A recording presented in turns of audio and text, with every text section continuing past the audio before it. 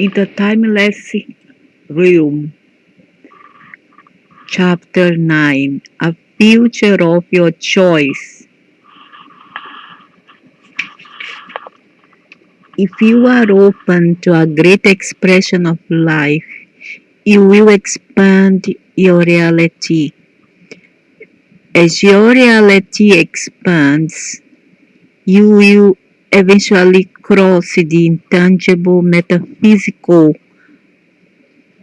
threshold into truly timeless reality. For a few moments, I hesitate, then I enter. The room seems to be large, having a number of what appear as glass panels along one side. It also seems to be deserted. Is anyone here? I call out, receiving no reply. I walk further in, crossing over to one of the glass panels. I, del- I deliberately leave the door open so that I do not seem to be so rapturously snooping around.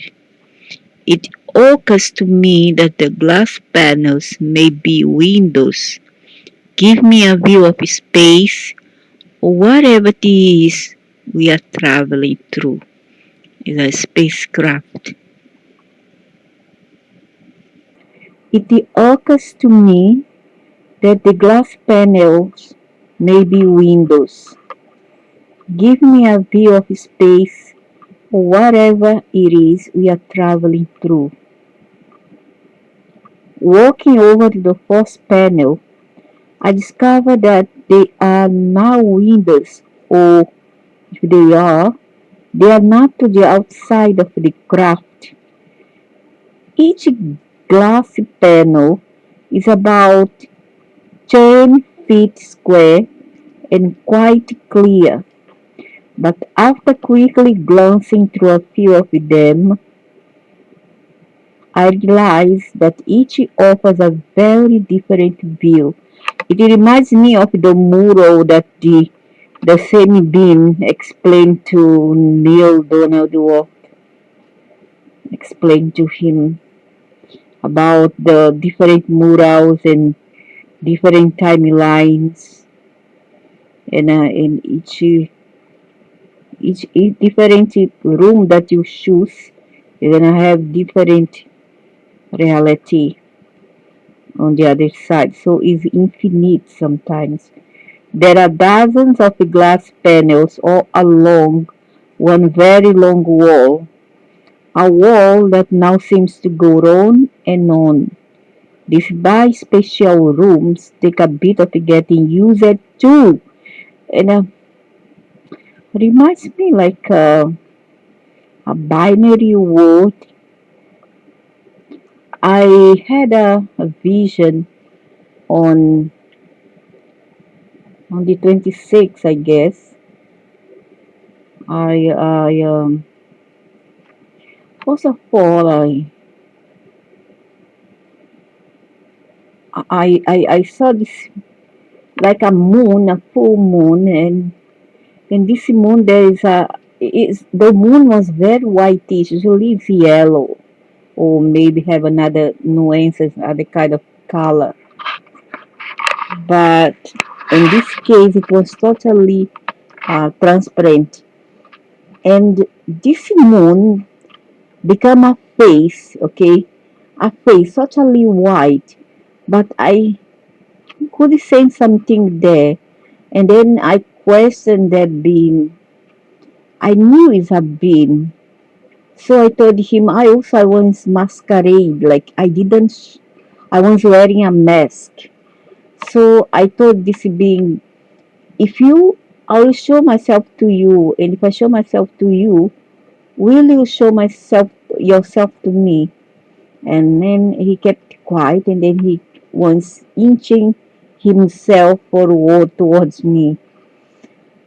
Each time I was communicating with it through through uh, telemetry or psychic communication.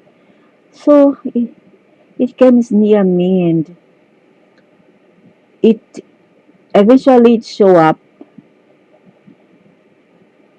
and it removed the mask, and it was not white. You know the phantoms that you often see and you say, oh, these are Anunnaki, they are very pale. No, that one is a vest. They are not like that, okay? And maybe I will show how it was the man. He was like wearing a robe, white robe, and it's the same dude that follows me and makes my life more miserable. Each time I met it, it was like this at first, but of course he showed inside the moon just the face. It was pale white like that, but that is a disguise. So I find out, and then I asked it to show itself who it really was. Then after I have showed myself, he showed himself the true, the more or less, I'm not sure that the true one, but the one that he likes to appear the most. This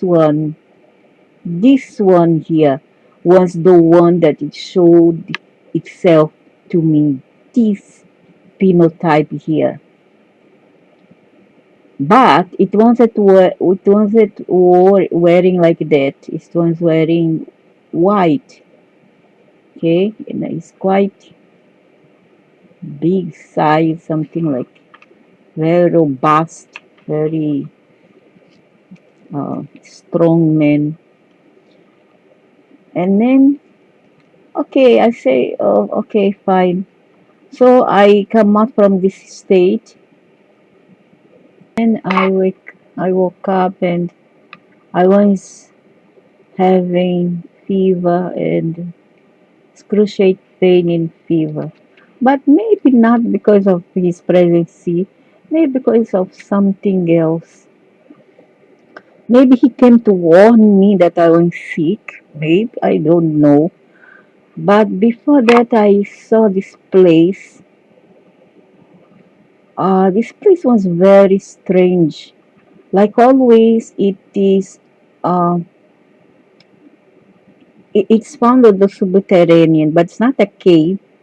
Something like a subterranean. I was at this place. I don't know what it was.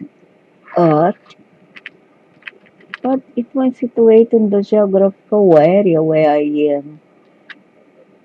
But it was not the superficie, it was somewhere else. And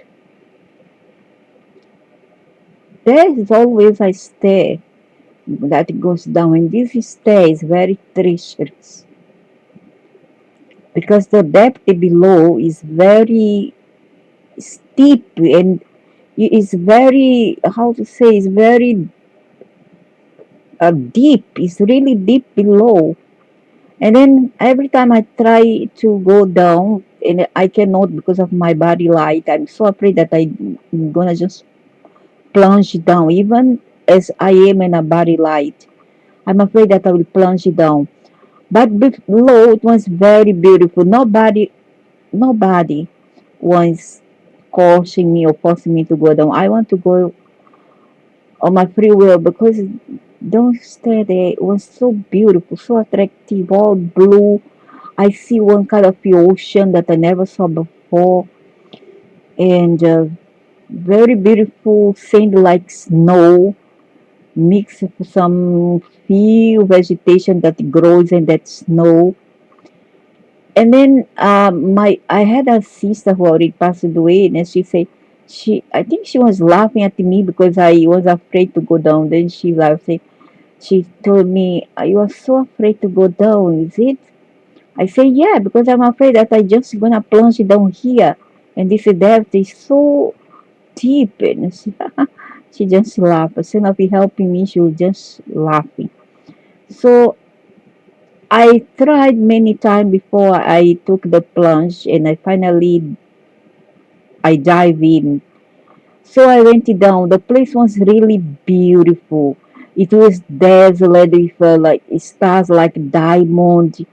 And then I was walking. Then there is a river or ocean mix up with ocean that was blue color, but it was mixed.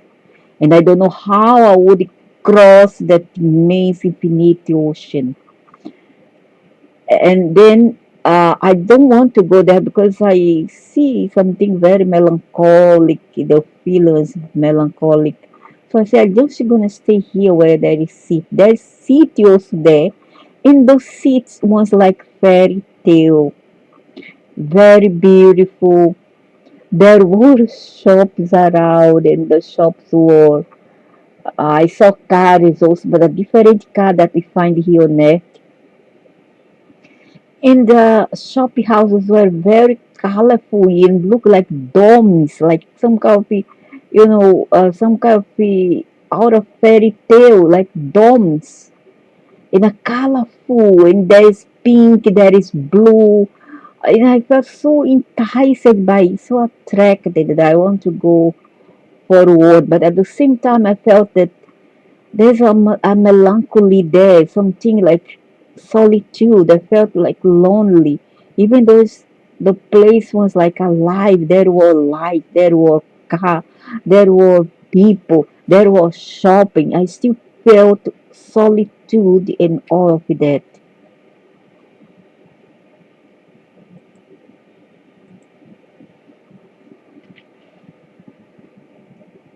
So walking over to the first panel, I discovered that they are not windows, or if they are not to the outside of the craft. Each glass panel is about 10 feet square and quite clear, but after quickly glancing through a few of them, I realized that each offers a very different view. There are dozens of glass panels all along one very long wall, a wall that now seems to go on and on. These bi-spatial rooms take a bit of getting used to. Back at the first glass panel, I gaze carefully into the holographic view that it reveals. I get the impression that it is Earth I'm looking at. I have a bird's eye view looking down onto an ever-changing scene of an Earth that is unfamiliar to me. Like the thing I saw, maybe it's Earth living parallel world, but you haven't seen it yet, and it's subterranean. I see a sea of golden colored domes, glowing as they absorb the rays of the sun. A sea of golden colored domes. Yeah, I saw domes, but it was like pink, blue, glowing as they absorb the rays of the sun.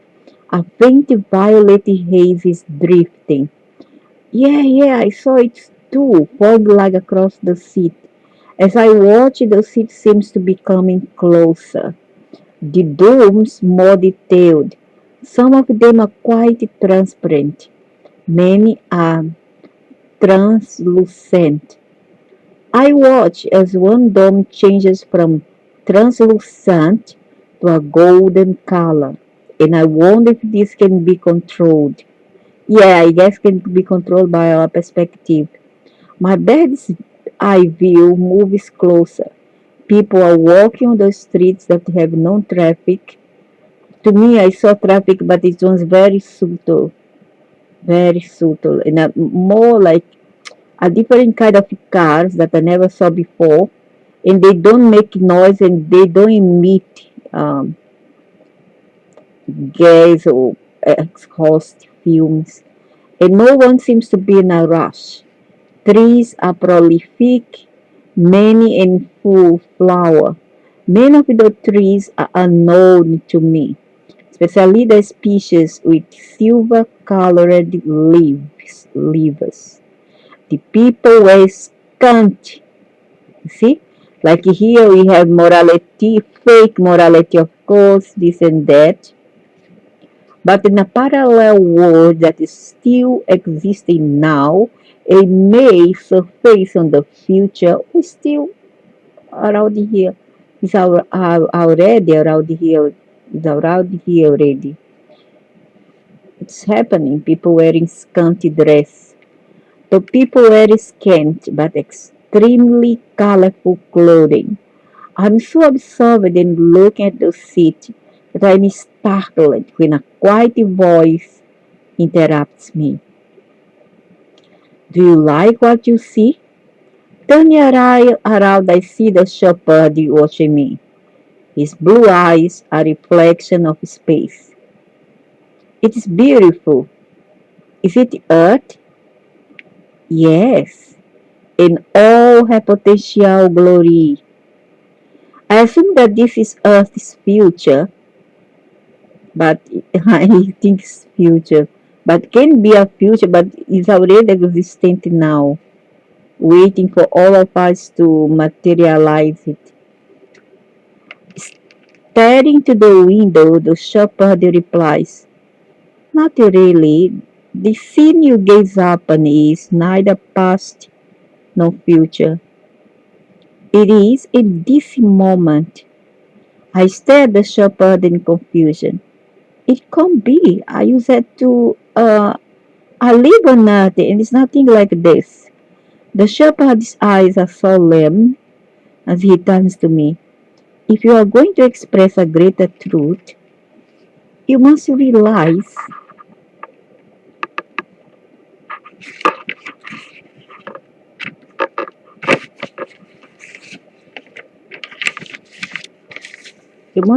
that time is not quite as it appears. The past and future are different frames of the greater reality of now, this moment. With a sudden vivid recollection, the strange sense I had been compelled to witness the opaque sphere over the river come back to me. Does that apply to what I saw within the sphere? I asked, assuming that the shepherds will know what I mean. Was that the past of humanity in a greater reality of now? What you witnessed within the etheric beings and within the etheric physical beings was the movement of an evolving nature into human consciousness. No animal can directly become human, however evolved it may be. Animal consciousness requires a vast expansion to take on the expressions that it will need to be assimilated as a human. Learning the laws of free will and imagination as the tools of creation is no minor undertaking. I say that when a pet dog or cat is finished in animal evolution, it moves through that etheric development before becoming physically human. That's about sums it up. I stare at the shepherd open mouthed. I have never even considered the implications of what happens next to a highly evolved cat or a dog or an animal. Yeah, I have noticed it a long time ago. And that's why they like to watch us. They like to watch all our moves. Sometimes they like to copy us because they want to see how a human behaves. All right, because they are noting it down so as to evolve. Although sometimes I think they are more evolved than us, they want to evolve at the human level and eventually becomes a human.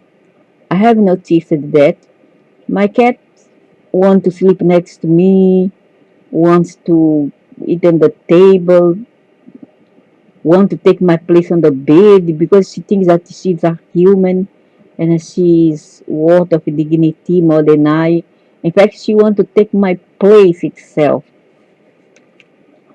Does this mean they have to go through all those other stages, even the giants? Not at all. What you saw enquaches with your present humanity. That is your past. Yet, it's also a continuity in a different frame of now. or what he saw, or maybe what I saw was the past, but still continuing now. Animal consciousness of today carries a greater awareness, a greater awareness. This means that after the earlier etheric and etheric physical stages, the humanity that develops is self-determining. No expression is preordained. This would defeat free will. My mind is just about overloaded, overloaded as I try to understand, but one question persists. Are those giants doomed forever, or can that be changed? The thought of their terrible violence and suffering going on indefinitely is hard to even think about. Later we'll go reach the get to the giants. The shepherd seems pleased with the question. As you change in the moment, growing in consciousness, both individually and as people, in consciousness, both individually and as a people, so you alter the future and the past. All time occupies the same space.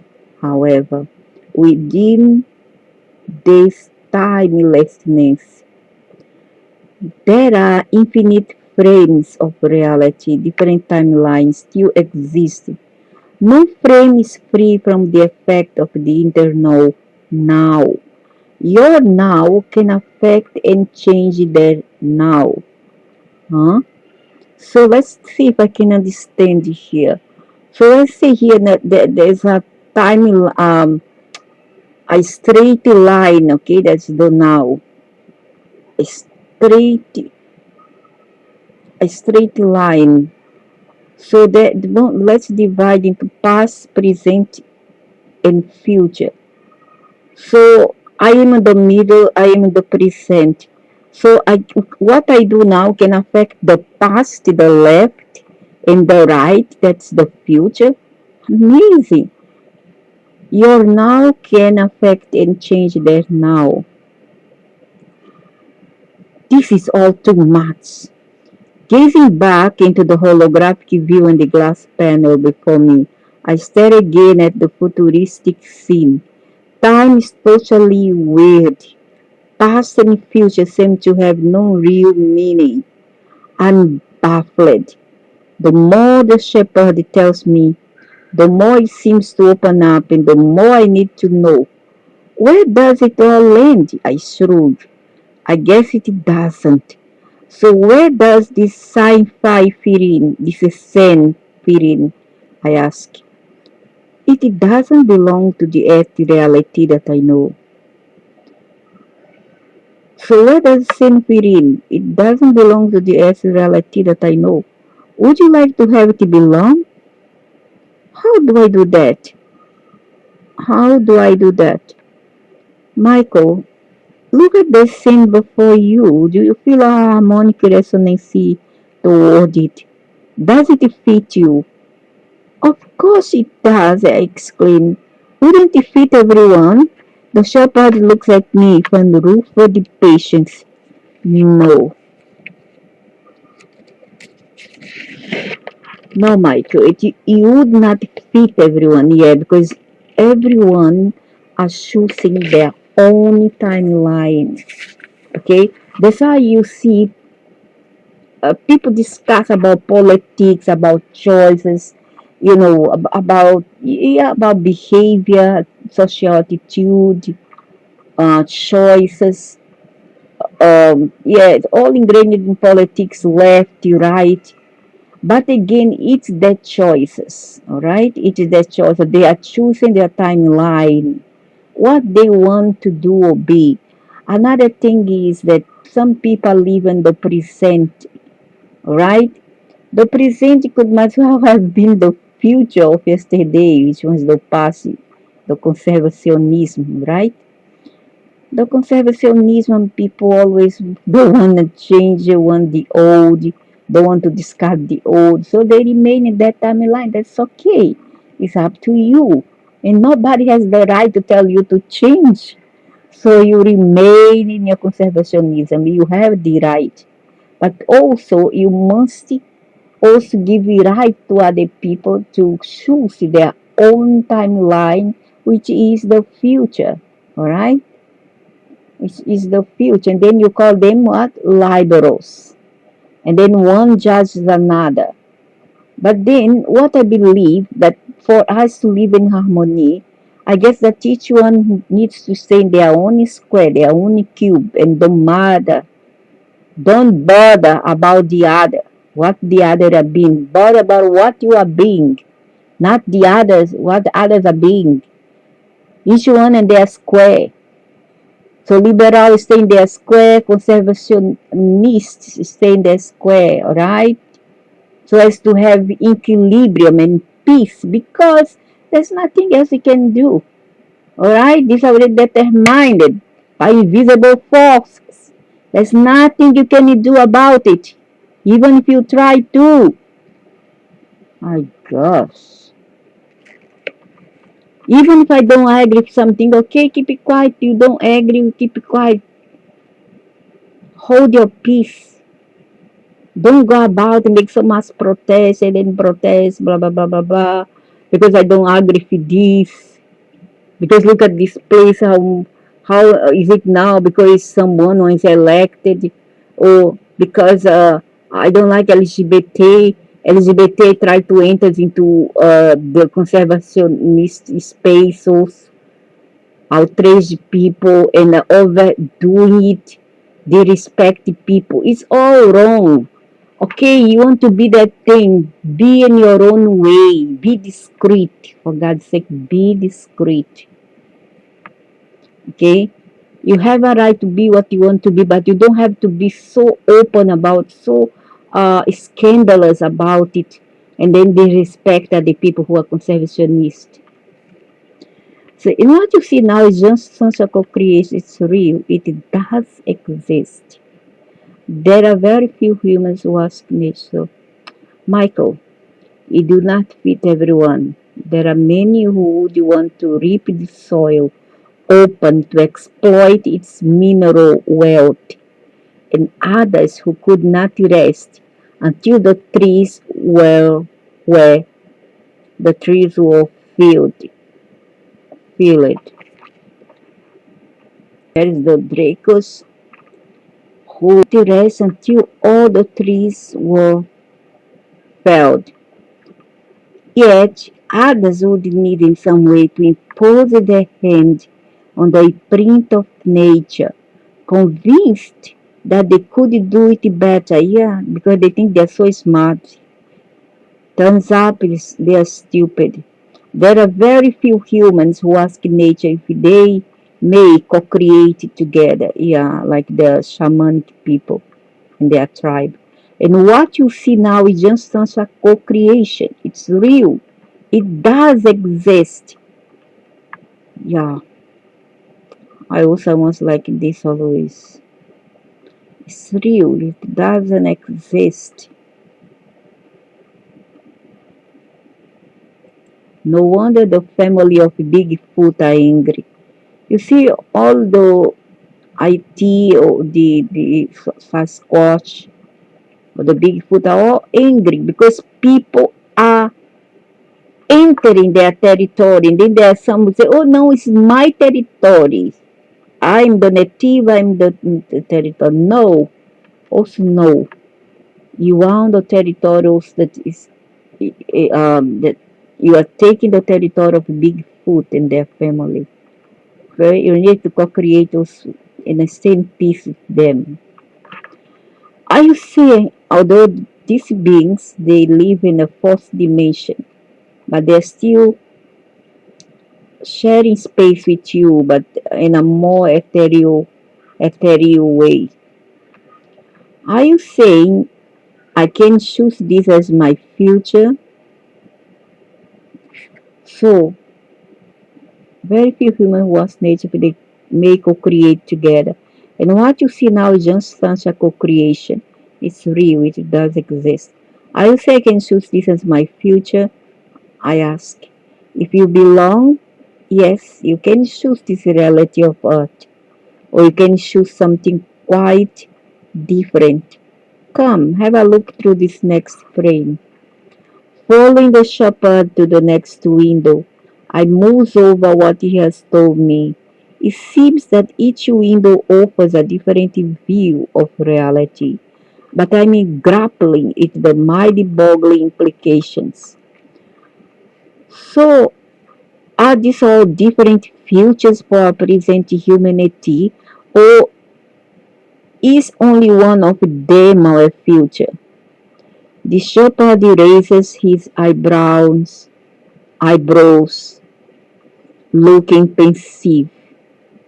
Let me try a different angle to this, Michael. In direct accordance to his or her beliefs and conditioning, there will be a different reality future for each and every human being. I already talked about it in 2018. And each person will believe that his or her experience is the only basic valid reality there is. You see that? I'm going to repeat because it's very crucial that it be passed down, because especially so for the younger people, those below, I would say,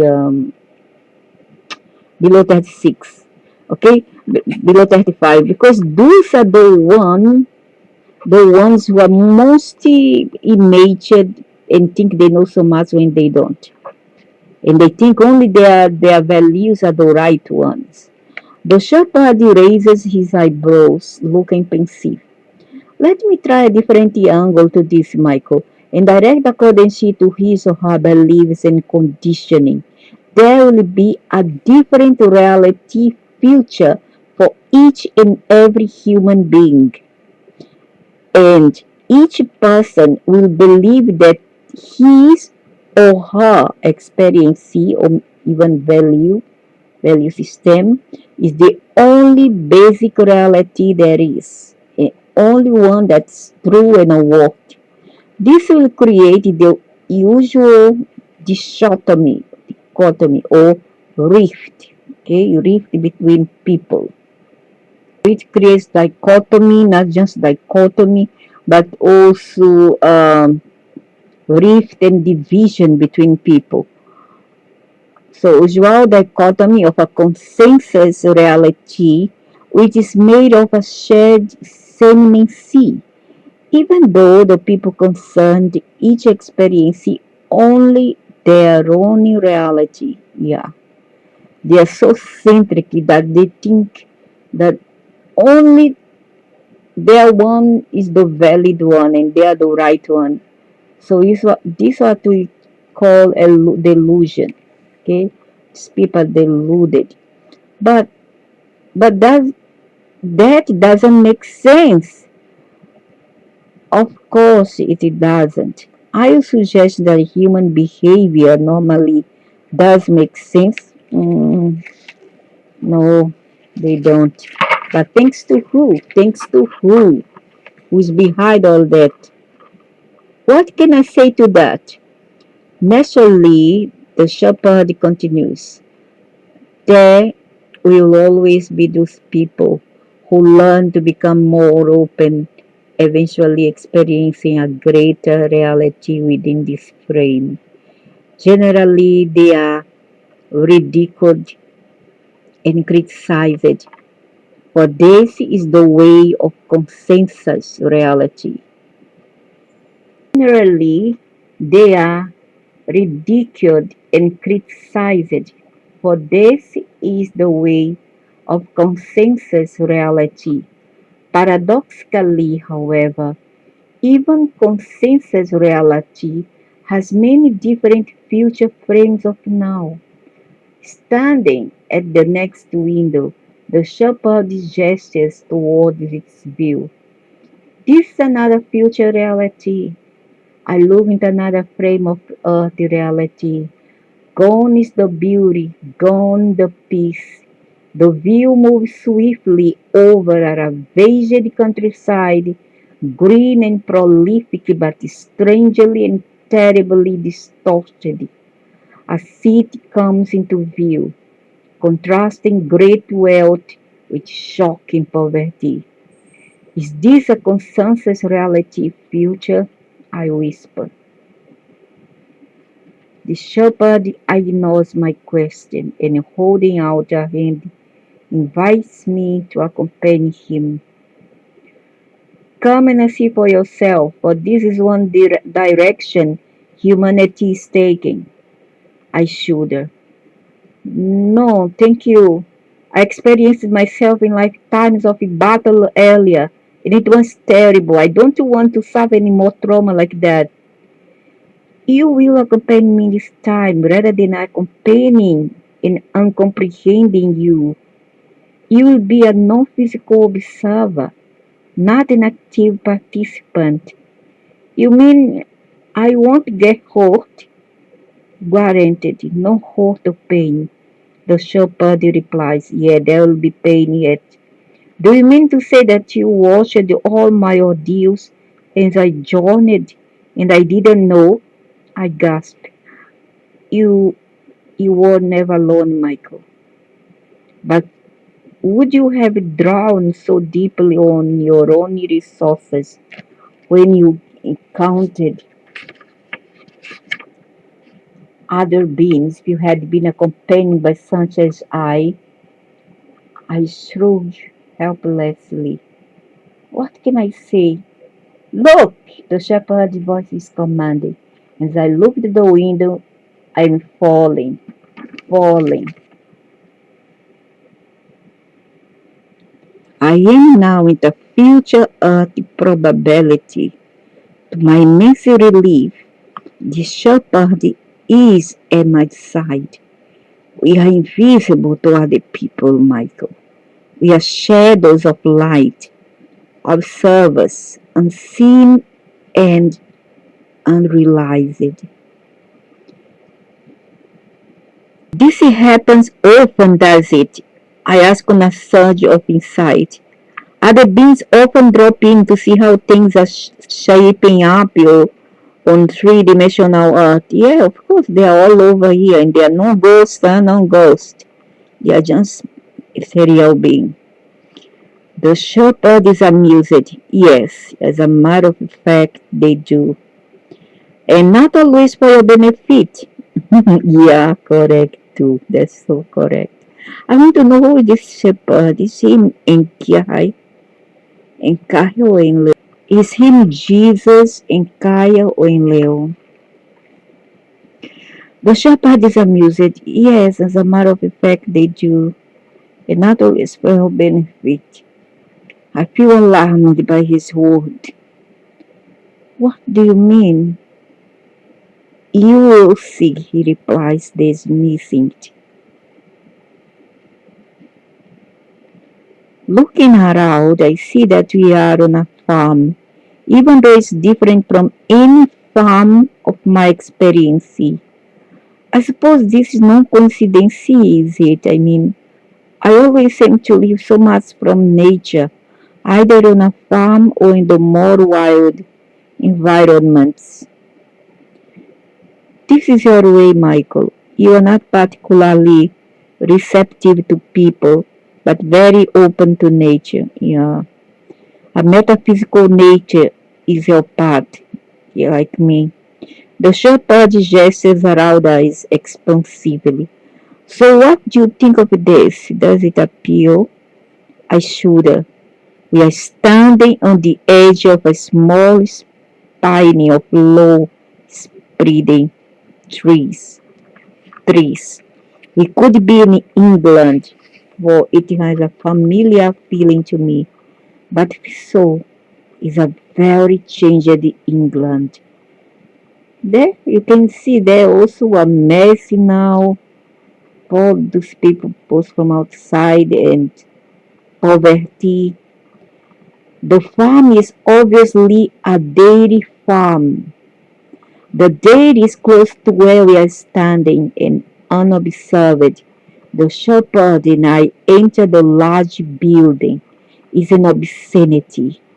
I look toward the shepherd to see how he feels about this. But if he is feeling any disgust, it's not apparent on his benign feature. Does he has an emotion? I doubt. I look at the cows. If that's what they can be called, and shudder in revulsion. I look at the cows, if that's what they can be called, and shudder in revulsion. Each cow is no more than a biological unit in a very large milking, feeding, life supporting machine. The cows are grotesque.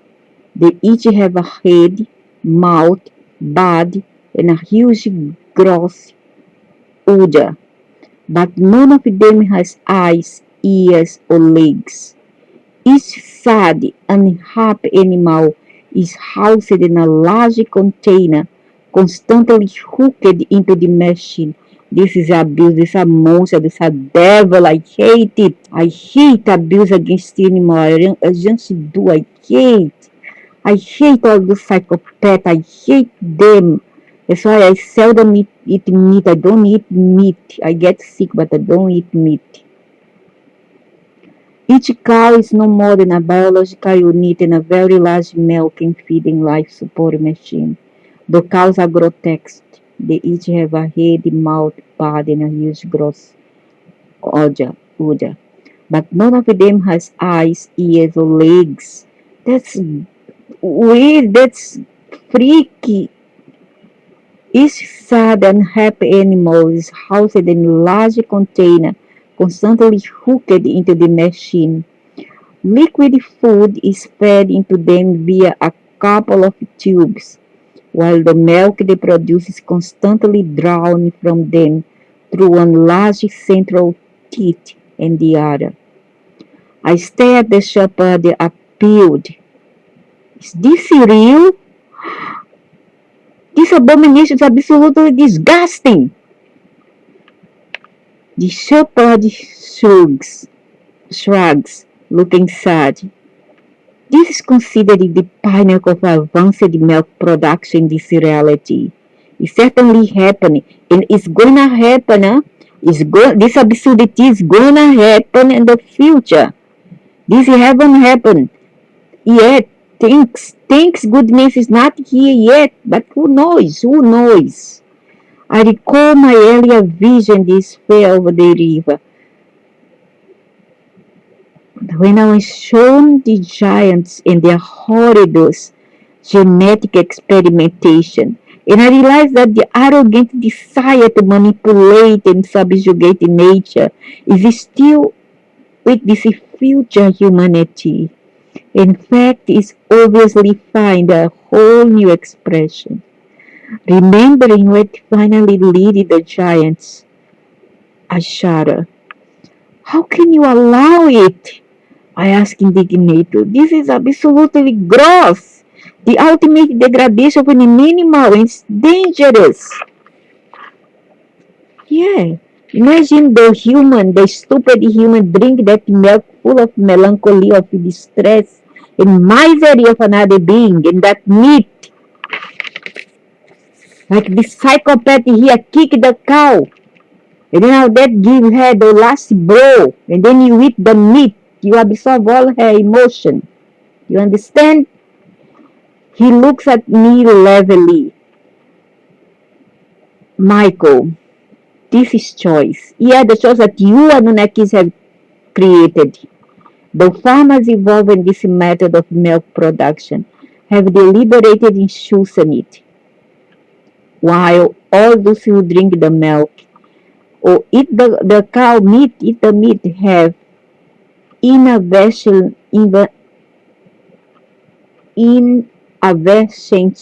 chosen it. However, even in this reality, there are those who resist such methods. As he speaks, a couple of men dressed in white sterile, sterile overalls, walk toward us, deeply engaged in conversation. They stand close by us, watching one of the poor deformed cows. After a while, one of the men steps toward it, and with a small instrument, looking like a pen, press it on the side of the cow's head. There is a sharp hiss, and the cow shudders, going suddenly limp.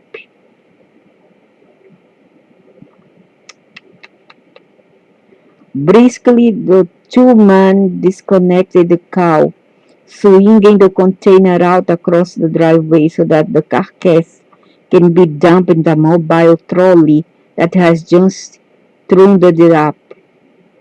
Trundled up. Moments later, another trolley arrives and another slightly smaller cow unit is attached to the horrific machine. The whole process has taken maybe 10 minutes.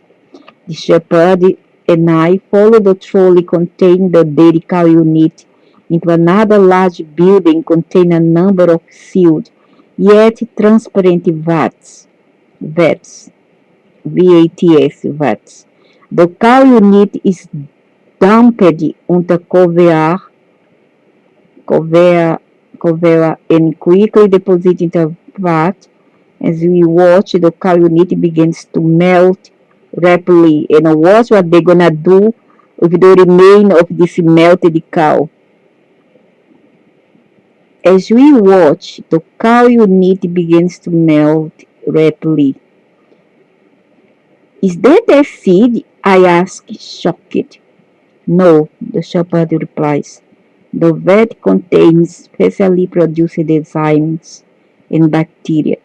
The cow unit is in the process of becoming food for the other cow units. Imagine giving a, carnivore starved for a being that is herbivore. How terrible is that? I'm appalled, silenced by sadness. Together we walk among other vets. Through the transparent sides, I see that new cow units are being grown in a synthetic biological, they are synthetic, biological imitation of a worm. Oh, I see. They are synthetic.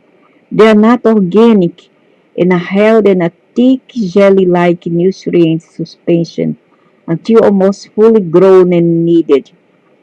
I felt sick. Would you like to see a hospital of this reality? The shepherd asked me with a level gaze. No!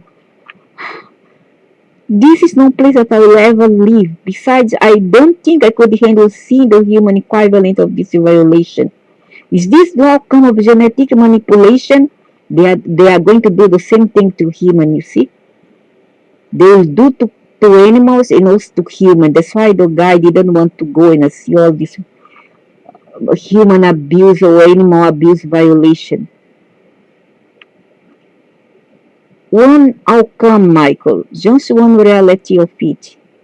In this reality, human ethics, integrity, and spiritual values are given no consideration. And there is still no consideration nowadays. Imagine the future. Imagine our future. There's not even consideration nowadays in certain places. Other reality frames involve genetic manipulation where the outcome is different, I ask. Oh yes, very different. There are reality frames where genetic engineering is married to the highest expression of moral and spiritual principles. And you are saying that all these realities occupy the same space? Exactly. Sort of like a loaf of sliced bread, with all the different slices making up the whole loaf. That says it nice. Is it possible then to travel from one relative's life to an is it possible then to travel from one reality slash is life to another reality slash is life and the whole loaf slash great reality? Of course, How? By changing your focus, by acting out your new focus, and living the truth of that focus. This will create an expansion in consciousness that will eventually take you into a greater reality. Just change your focus, change your perspective, change your. It's not enough. Change your attitude toward what you do to living things. So this must be an anyway shift. I mean, a person can shift into a reality that's more spiritual, with higher ideals and expressions, or into a reality that's based in more growth. Yes, people do it all the time. However, to change your frame of reality requires a more drastic approach. My insight is blossom as I follow it. Am I correct in assuming that in the process we call life and living, we can expand and enrich our current reality? But when a more drastic change in reality is reached, we do it through the process we call death and dying. I'm gonna repeat. My insight is blossoming as a foliage. Am I correct in assuming that in the process we call life and a living, we can expand and enrich our current reality or evolve? But when a more drastic change in reality is reached, when a reality change like the hell we are living today as well, and gonna reach, gonna experience it worse in the future, we do it through the process we call death and dying. The shepherd looks pleased. Absolutely right. So that may well be our greatest triumph of change and growth. It can be that, yes. There's always the potential, but it can also be no more than a recycling of conditioned seminency. Oh, I got it. See, I got it. It can be that, yes, there's always the potential, but it can also be no more than a recycling, which is a reincarnation of conditioned seminency or scripts, reincarnation of scripts. So this being who are the same from conversation with God and life after death, a John that never ends, home with God, are the same being, whether it's Enkaya Lucifer, where is Jesus or many others in Leo, I don't know, but he is the same being. And what he's saying here is that we're gonna be recycled, like I always say that we're gonna be recycled, right? It's like a cow, and conditioned in a way that we're gonna be reprogrammed to accept terms, and then given a program to carry on with us, a software, so that we're gonna be reincarnated again and live with the same torture, hellish kind of reality. That's why they don't like me because I always go against the tide. Yeah, earlier on I said something different that we must live and try to live in harmony, right? With people who choose a reality and each others. I'm talking about humanity here. I'm talking how humanity can best navigate this dichotomy that we are living right now. Okay? This disparity, this kind of disunity consciousness. This is what I'm trying to say. I'm telling it for humanity and not for the creators. All right? Try to understand the context and the differences.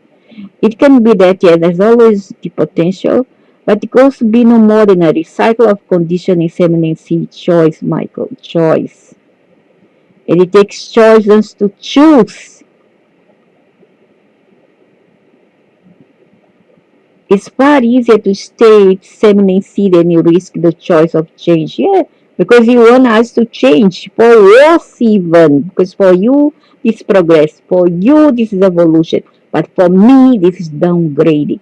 And then go this not so smart in human form claim, human are good, only humans dead because human are good. But they don't know who's behind this monitoring all those stupid human to do the stupid thing that they does. We can expand in the Raja according to the so recycle condition seminacy. And yet seminacy equations is suffering. Good, Michael, good. Exactly my view. And yet seminacy equations is suffering. But he, he, the Archon here, the Archon, the violin and his cohorts will tell you, oh no, suffer is a figment of your imagination.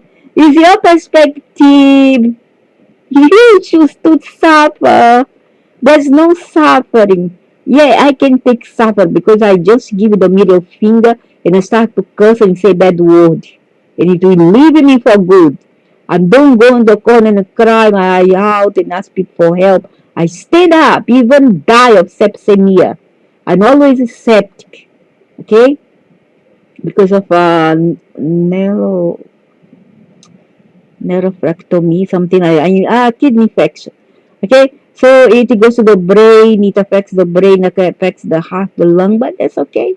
Okay, I'm here. I don't go to hospital, I'm here. Okay, I don't go cry, I don't call ambulance.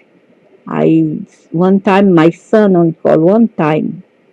I didn't ask because the other saw me and asked him. The younger one saw and then called the older one who's married, live in another place. And then he called an ambulance for me. I didn't ask. I didn't even ask. I stay there. I die, but I don't bother nobody. And I stand up and I go about doing my business. I cook, I clean, I go out even if I am weak because the blood's no more circulate during sepsemia. And you barely can walk. You are dizzy. You are weak. But I still walk. I don't care. I walk. Because I program my mind. I program. I just say that go to hell with that. I'm more than this in this crap. I command here. I own this body. That's how I am. I'm super extraordinary woman. So they will say that. Oh, there's no such thing as this suffering. Your imagination. I could say that. Because I'm a good living proof of a person, a super strong heroine person. Heroine. But I cannot say for other people who are weak. I cannot say for others. There are sufferings. There are animal sufferings. There are human suffering in hospital, daycare. There are children suffering. Who are you to say that they aren't? Who are you? Because a guru, a fake guru, or this and that, or a stupid dogmatic religious person, you think he can come up here and say that people, there's no such thing as suffering, or that people deserve that because they're karma your header. So yes, I'm using equation of suffering. Yeah, good, Michael, you're correct. This guy is Aries. I also am Aries moon. And the other one's big and I'm Virgo sun. The short heading notes, but change means risk. And most humans tend to avoid the risks. So what? So what? Bedded we want, bedded bamboo. So what if we avoid the risk? I mean me, I don't care about others. Because others follow what they want. I'm talking about those who think like me. So what if I avoid the risk? So what? It's my business, right? Even those who walk with danger take sporting risk. Shy away from the risk of believing consensus reality, of stretching, expanding, and of growing in consciousness. I don't know what's growing consciousness for this being. I really don't. And of losing the approval of consensus reality, which encourages to become a misfit, a social outcast. That's the way of it, Michael. I gathered my light body and spread my arms wide. So why I'm here in this incredible reality? What's the real purpose of all this good, Michael? I love the earth's energy. The shepherd gazed into my eyes. Love, Michael. It's all about. Do you have love, sir? I mean, being, because you are a Draco. Do you have love? Where's the love? Where's the love, Papa? I don't see love in you. I think you who create all this cow nonsense you need to the future. You who created, you Anunnakis who created. And then you want to what now? To pretend to be something you want? Oh, please. Both humanity and the planet Earth resonate to the vibration of love. Love is the creative force. Love is the energy placed into action. It's just like it's not just theory. I come here and talk about love, love, love, love, love. I must go there and show, help people who come to me who are poor, huh? Help the stray animals, help anybody in need, help a plant that had been fallen, bring her and then nurture her to life. That's love. Love is the sacrifice of a mother or even a father, a good father, with a lot of good feminine energy in him to care for his offspring. Sacrifice for it unconditionally. That's love. Love is when a mother goes hungry so that her children can eat it. That's unconditional love and sacrifice. She do it for love. Love is someone going out on the night, 4 a.m., 3 a.m., 2 a.m. to look for her cat, even if she's sick, burning fever. That's love, because this is unconditional attitude. Love is placed into action. You cannot come here and talk rubbish theories and don't put into practice. To me, this rubbish. You are fake, and I hate fake people. I really hate them. Don't come with falsehood to me because I can see through you, and I'm gonna separate from you, and I will abandon you.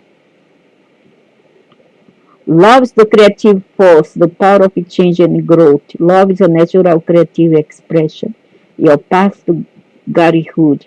But you are required to choose it. This is your human process. Anything less than love is very definitely less. He opened his arms in a gesture that embraces the farm and the pitiful cow units. But don't allow that love to be taken advantage of, because certain stupid people, they're stupid, they're not smart, because smart people will see through things and they resonate, have resonancy, connective resonancy, and they rationalize before they do this stupid act. Like if I take advantage of the people just because people are showing love to me, and then I suck that person of a parasite over that person. Okay, I give nothing to them. I never help them in nothing. I just suck, suck, suck their energy, demanding. That is love from one party be taken advantage of. And it's time for the other party who is being taken advantage of to say enough, enough. I'm not going to live my life just feeding you. Feeding here doesn't mean literally speaking, but in all ways, like you are required to tend to that person, to care for that person, cleaning, cook for that person, slave for that person. That's taken advantage of. People taking advantage of you. And when I'm talking about adults, I'm not talking about children. Children are under you.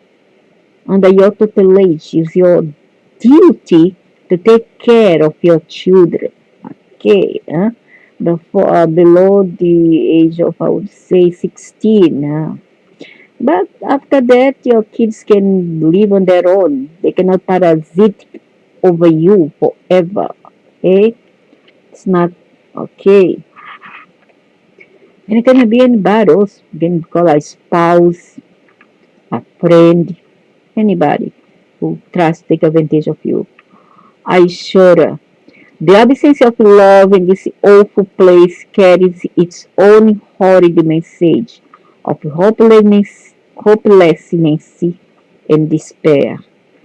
Michael, use your deeper senses as we walk across the fields and through the spiny, through the spiny, which is a kind of forestation. Atonic in nature, the shepherd distracts. Perhaps unwisely, I turn my focus of attunement toward perhaps unwisely. I'm not still okay. I have this virus, terrible virus that gives pneumonia, and I barely can talk all these days without breaking it. Tense.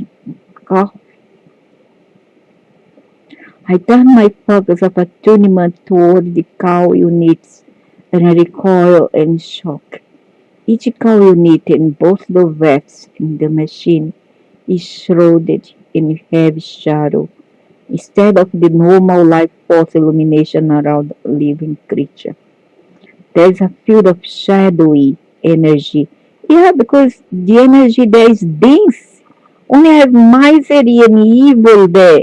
Health, distortion, and discord. Oh my God. It's misery.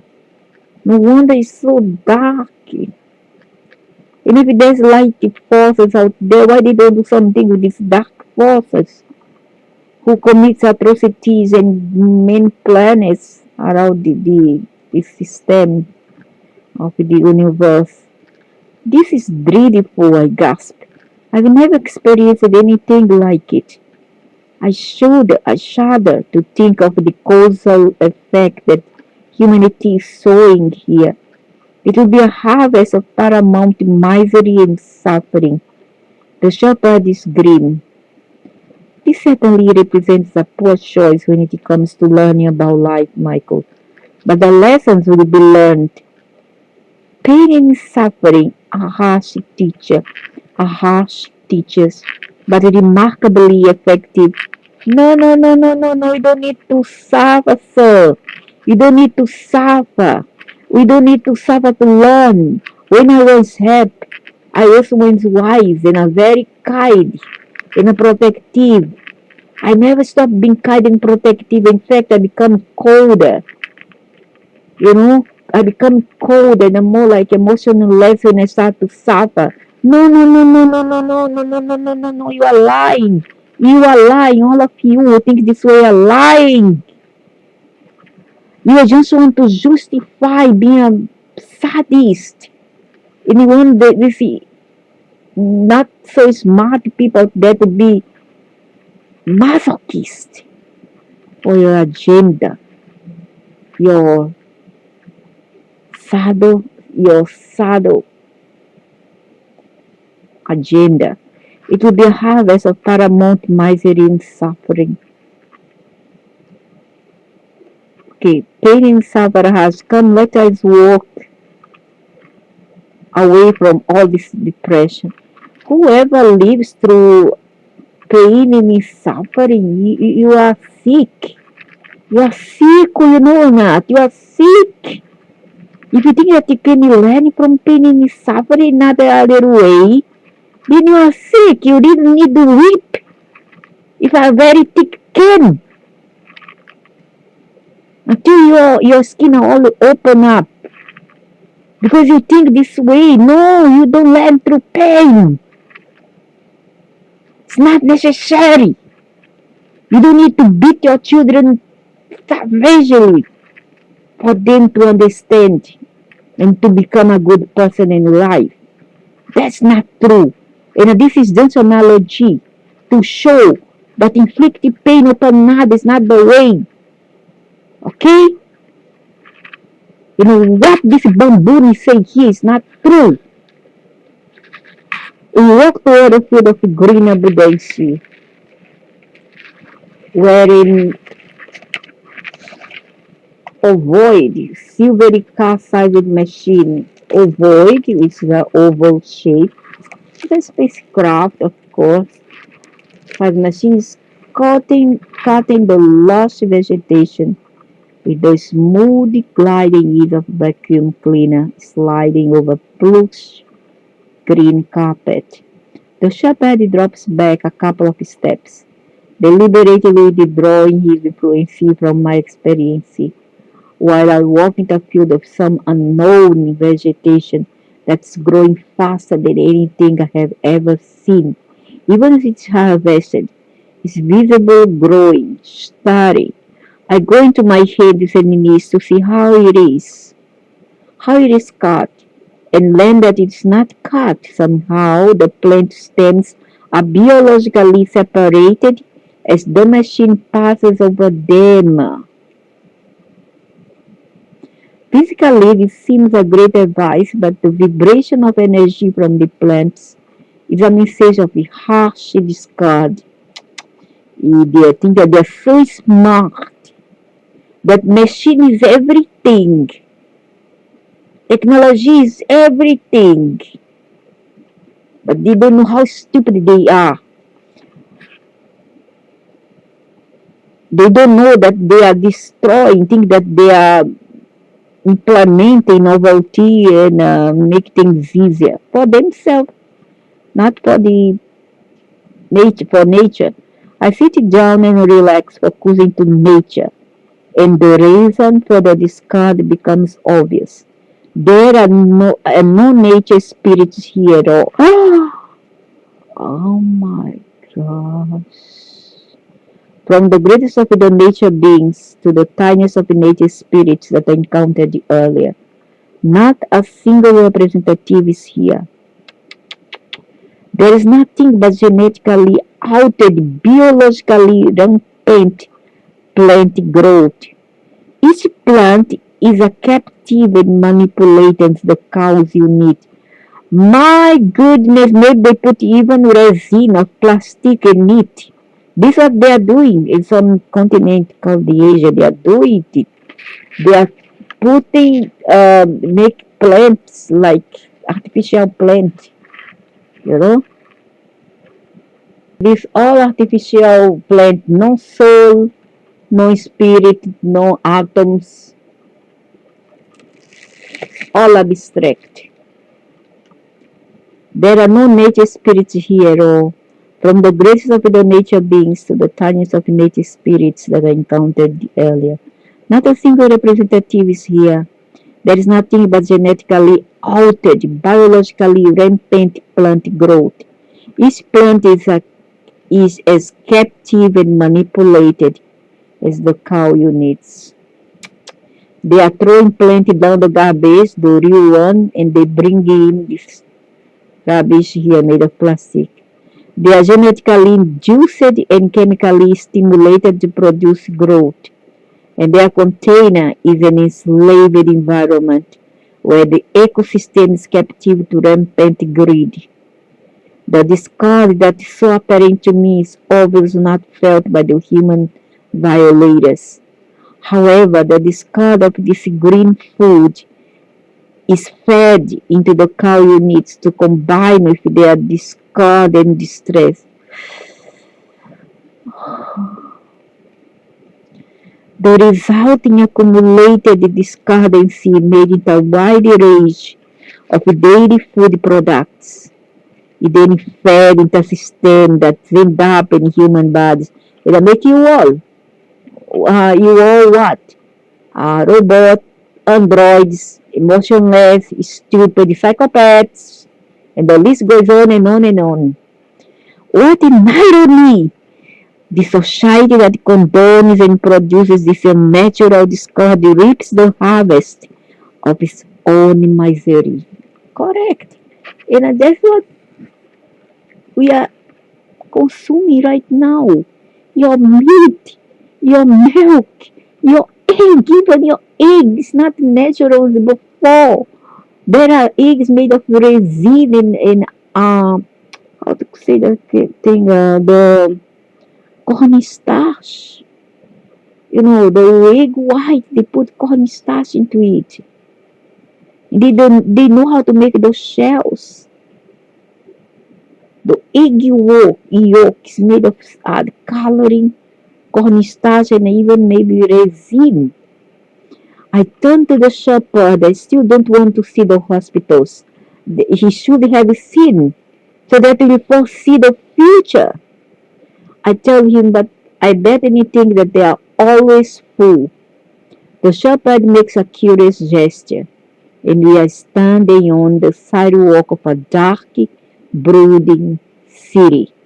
I respect your reluctancy to enter hospital, but you should have a brief glimpse of city life. Cities similar to this are home to the overwhelming masses.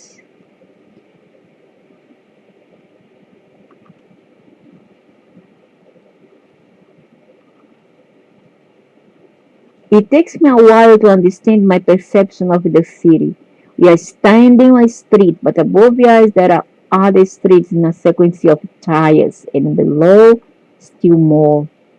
With a wave of his hand, the shepherd and I drifted downward into dirtier and a more debased slums. The really odd thing is that each level of complex streets seem to be at the ground level. But I learned that these are literally multi-tiered ghettos or structures of society. This is based not on differing nationalities, but on income, money, or as it is known in this reality, credits. The buildings are immense, towering as the shades of dark grime to the street above. I get the impression that the buildings are both the habitats of the people and the support structure for the streets. The streets appear to be held in a network of surprisingly slim metallic girders strung between the buildings. How is this possible? I asked. I would have thought that the weight of such huge buildings would have fractured the concrete on the lower levels, stabilizing them, and the iron framework that supports the streets looks too flimsy to hold the weight. The shepherd smiles grimly. Even though the principles of real love slumber in this reality zone, technology grows apace. A way was found not only to improve the strength of concrete, but to build in a certain flexibility.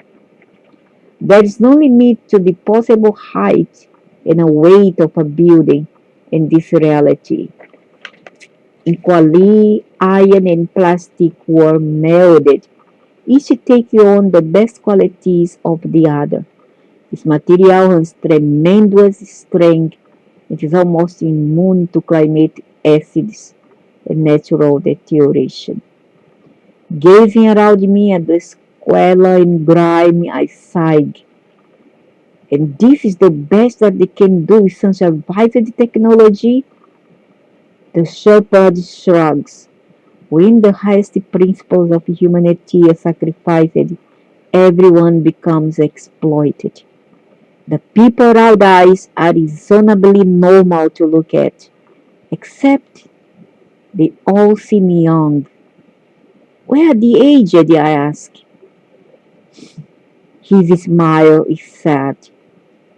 At these lower levels of society, there are rarely any aged people. I bet they kill them, they give the blue pill. There is no welfare No charity, only survival.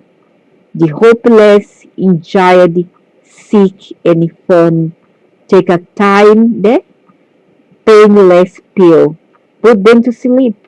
That's it. The end for a while. Few people alone. Mostly they travel around in groups. The most basic transport looks like a motorized skateboard of varying size. Motorized skateboard? Motorized skateboard? Does it ring a bell here? Or PMD, huh? Motorized skateboard of varying sizes. And I see this book's from 1977. And I read it in the 90s. There's no motorized skateboard yet when I started reading this in the 90s. So, yeah, it came true. Motorized skateboard, except the motor is about the size of football and silent. Some carry half a dozen people. Some have one person. But they seem to swerve in and around a certain set parameter in an alarming manner. It is cold, but people wear only thin, almost transparent clothing, cut in an incredible array of colors and styles. Obviously, the material has some really remarkable isolation ability. For although the people may be unhappy and highly stressed, quite clearly they are not cold. We come to a stop. Oh, so they are bringing a time on the future. The transport, the most basic transport, look like a motorized skateboard of varying sizes, except the motor is about the size of football and silent. Some carry half a dozen people, some have one person. The colors of the dresses, the clothes will be a cloth cut in incredible array of colors and styles. And it has isolation that protects you from cold. Obviously, the material has some really remarkable isolation ability. Although the people may be unhappy and highly stressed, quite clear they are not cold. Come to a stop and a downward drift on the lowest level of the streets, ground level. A stench hangs in the air, held by a permanent mist. At the sunniest time of day, it becomes a mellow twilight before the shadows creep out to envelop the shame and darkness sea. It is dreadful. Do people actually live in this? When is this reality future? I know it's a framework of now, but it doesn't have a linear reality. When is that? It was on the decade of the 70s, huh? So he said about 300 years down your time track. 300 years. So you have more or less 200 something years for this reality to surface.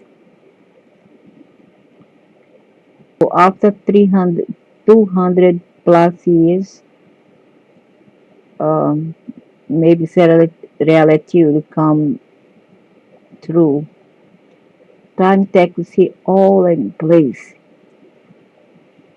You have to understand that each person creates his or her own reality. This is one outcome of a consensus reality of greed and indifference. While greed and indifference are held in the human consciousness, they must find a physical expression. This is a principle of life. I want to leave this place. I find it hard to believe that such a future is possible. I look around and shudder, aware of a very few people, aware of a very few people. If the inhabitants take a lethal pill when they're too sick to continue, how is it that there are any hospital in this reality? So the guy asked if the inhabitants of this dreadful place of the future take a lethal pill when they are too sick to continue. How is it that there are any hospitals in this reality? Hospitals have produced sufficient credits or money, the shepherd tells me, while the pills are freely available to the poor. So they're gonna give poison for the poor, and only rich are able to have medical care.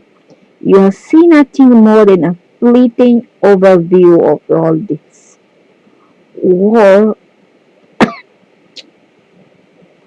war, as you know, it has been abolished in this society. So practically everyone is another's adversary. Yeah, when you put people against people, then you don't need war anymore to finish them off. Live and survive are daily battle, the ultimate war. This reality draws the worst from each person, better than the best. He smiled at my dismay. Hard to imagine? I nodded, as if the cow you need. This reminds me in some ways of giants in the past era.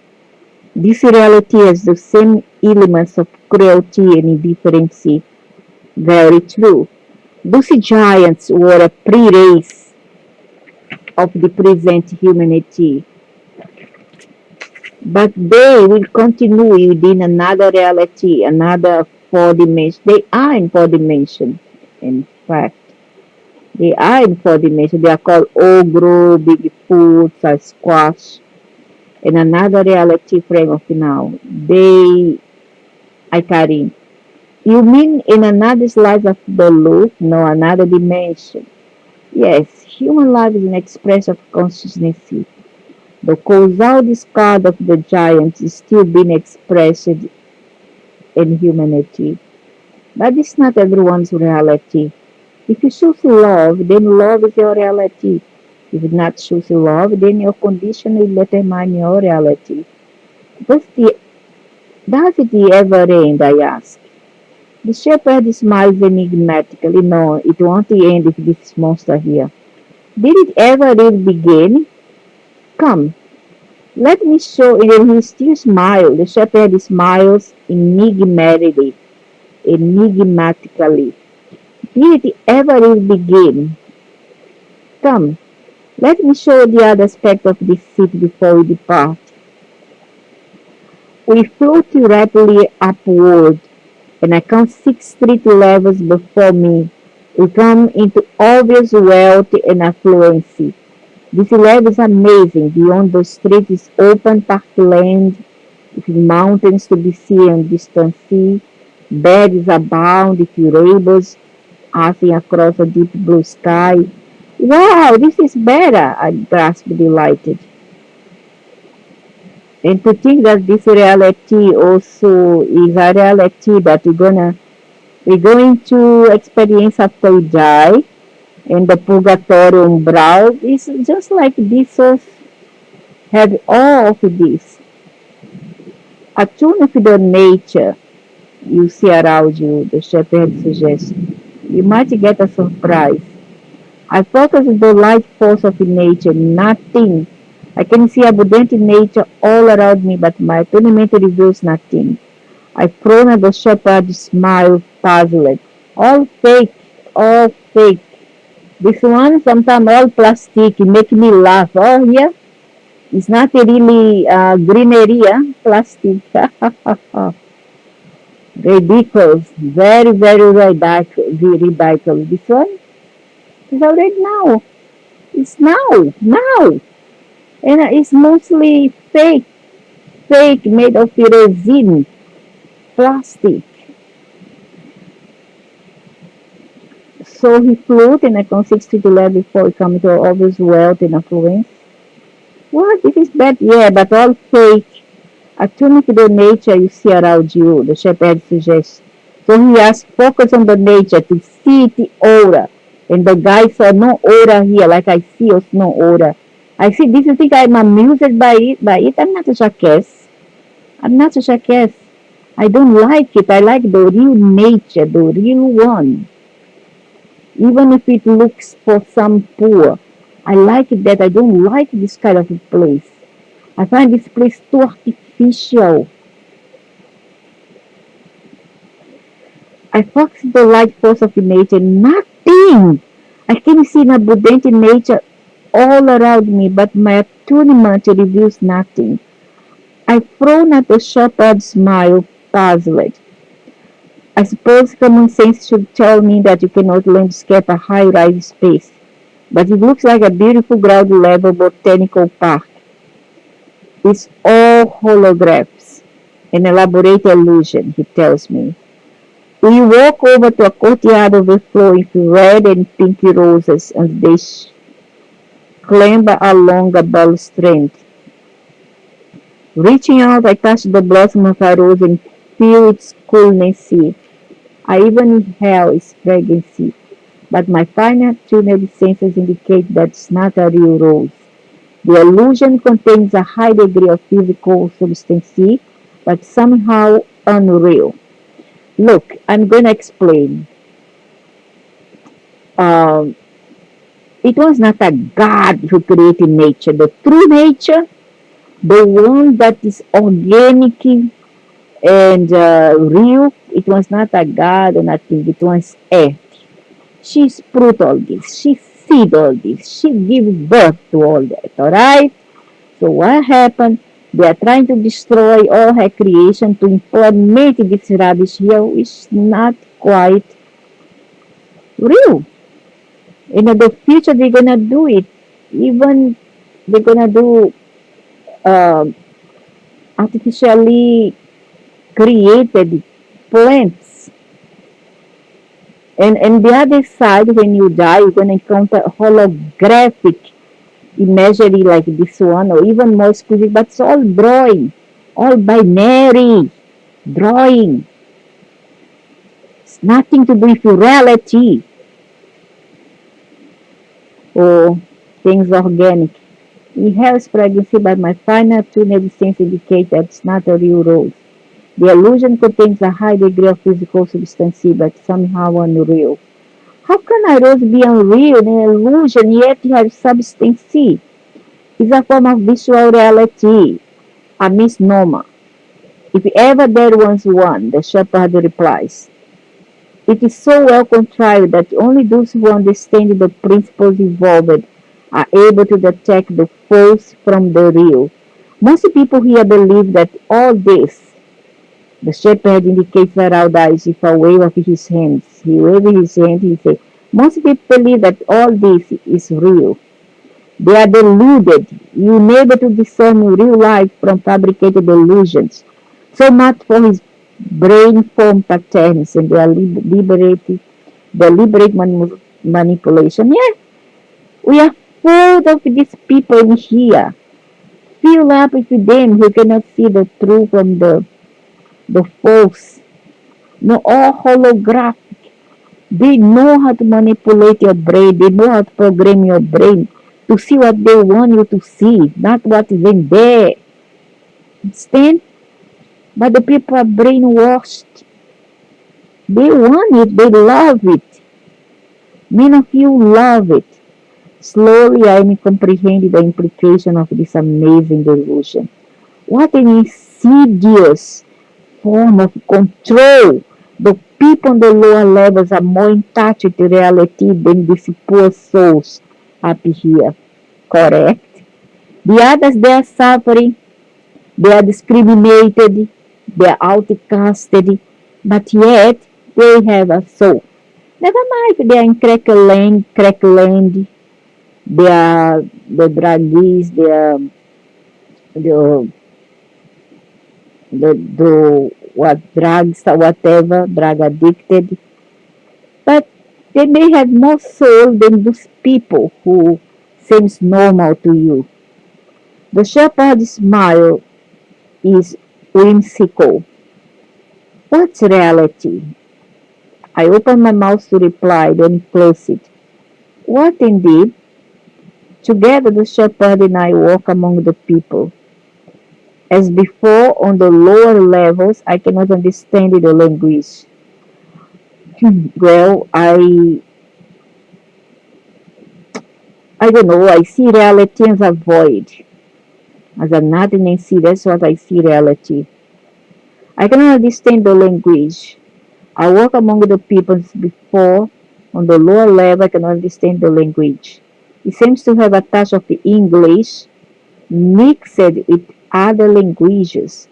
However, I can understand what people say, for I hear them on a telepathic level that's beyond all language. The inner voice, I get the impression that the people on this level are all drugged, happy, whereas only a few were obviously on drugs on the lower levels. Here, everyone seems to be on a permanent high. Their fixed smile hiding an acute inner emptiness. Physically, everyone is beautiful and wearing a very little clothing. Wispy materials that reflect a different color with every turn and twist of the body seem the most popular choice. The material is transparent, yet the colors artfully defeat the eye according to the whim of the wearer in what is evidently a seductive and tantalizing fashion. Elderly people are to be seen everywhere, vital and healthy in appearance, while the children are in large groups supervised by another group. Good! I love this reality. This is the reality I love. So let's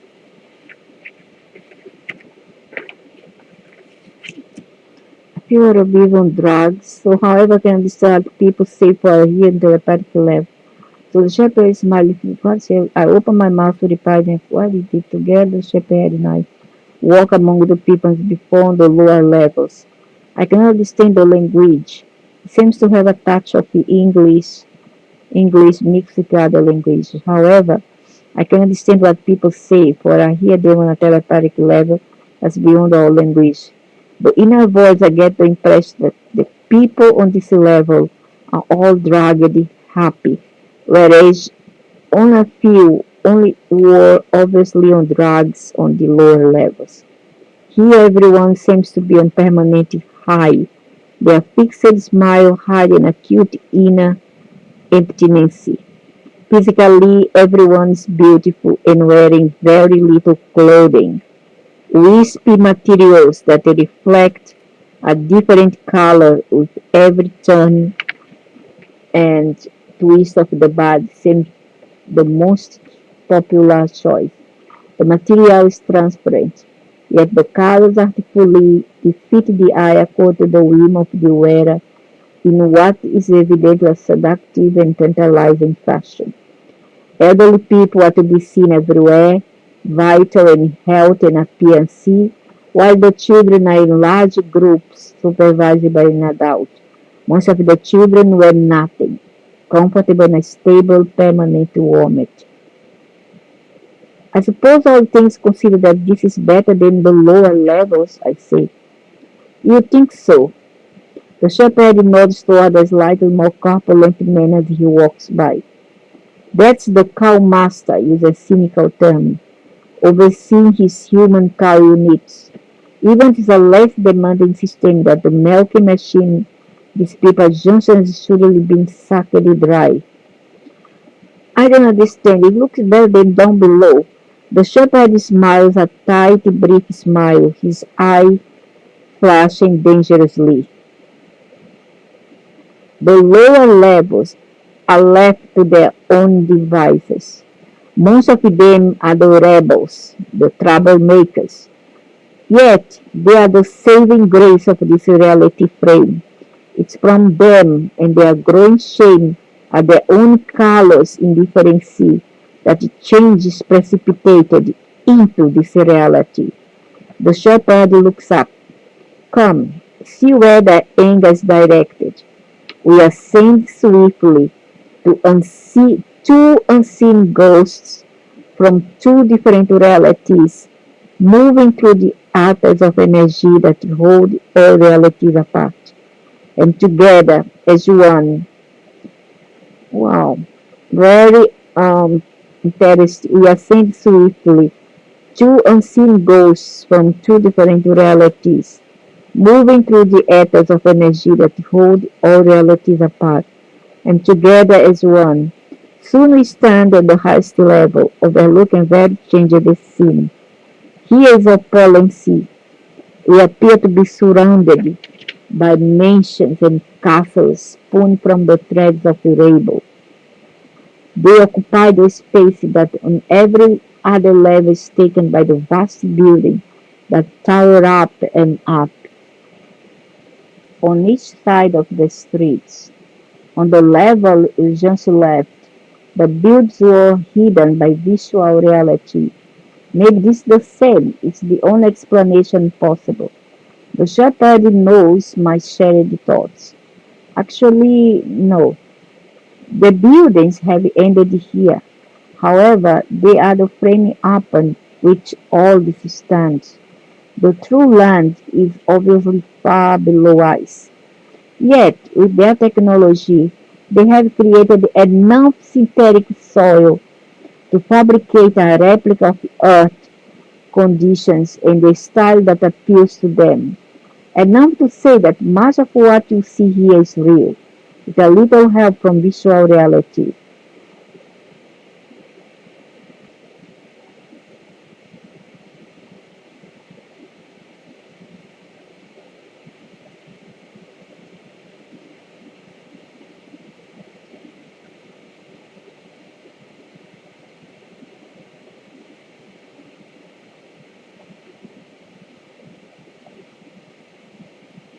No wonder even a lot of the seats look so fake, but on the other hand, look a bit dazzled by the jackasses. The jackasses love it.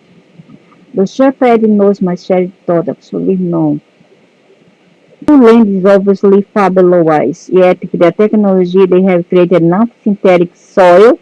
They will create synthetic soil um,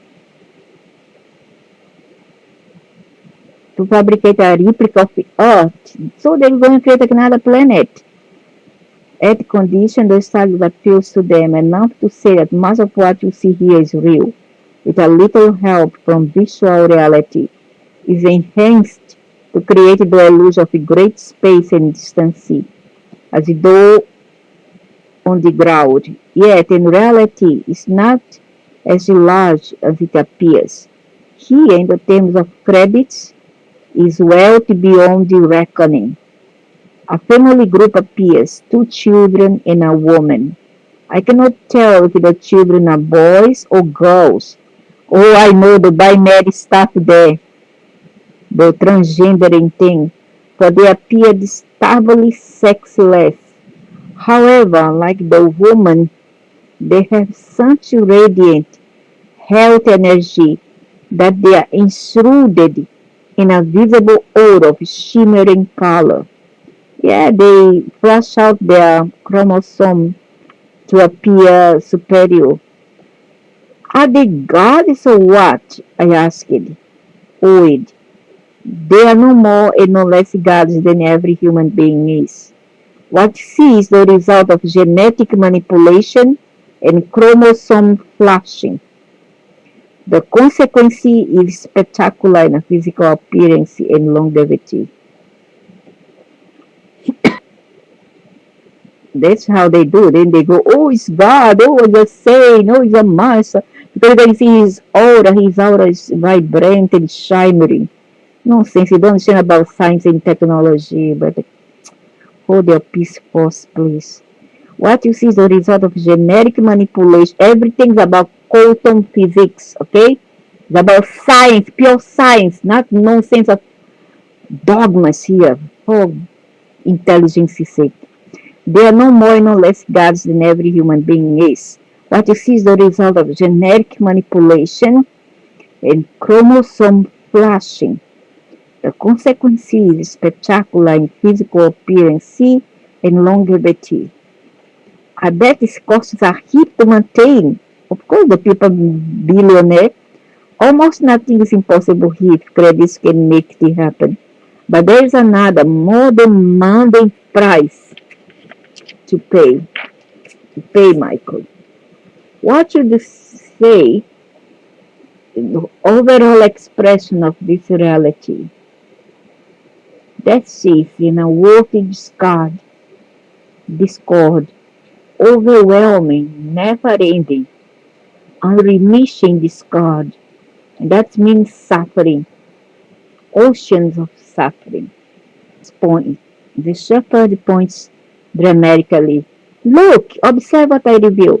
One of the nearby palaces seems to get closer and closer, but I quickly realize that my perspective is being altered. I think this dude has been taken to the fourth dimension. The fourth dimension is still existent simultaneously with ours, but we don't see, of course. And it hasn't much to do with our reality, our 3D reality. However, these beings won't tell you all details concisely and precisely. They won't. They will hide a lot of things and I say that is our timeline because it's all staying the same, it's existent, the same frame of time, and it's gonna be our future or our past. No, this could measure being after you die. When you die, you're gonna count all this here. Okay, you're gonna count a timeless realm, realm like that.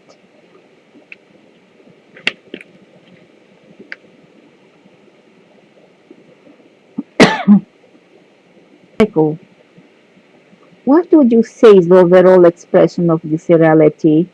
Let's see if a word discard. So, okay. The shepherd points to the medical. Look, observe what I reveal. One of the nearby police seems to get closer and closer. But I quickly realize that my perspective is being altered. I'm now able to see clearly in the huge room and to observe the people in it. People! Only some of them are human. There he is in another realm, in inside the spacecraft.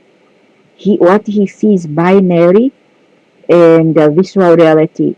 Mixed and mingled among the couple of dozen normal humans are a number of short, gray-skinned humanoids.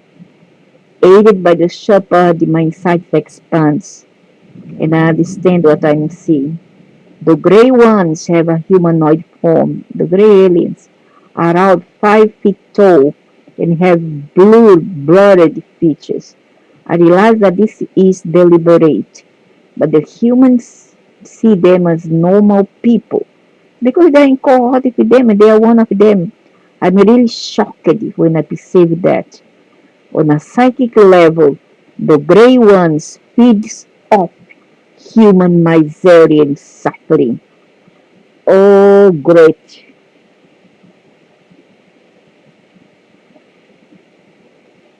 They are not quite gray. That one is a protective garment, all right? They are more this color here. They're not gray. They are dark gray, all right? Or brownish like that. Oh, yes. Yeah, they suffer. And they are a lot in hospital. When I don't say another way, they are walking in hospital, if you know what I mean. I've seen one there approaching me and I was awarded. So that is is an award discard and then he was shocked and I found out about him. And he come to me, it was my birthday and he come to me. Uh, it's your birthday. I'm so sorry that but actually he was not sorry at all.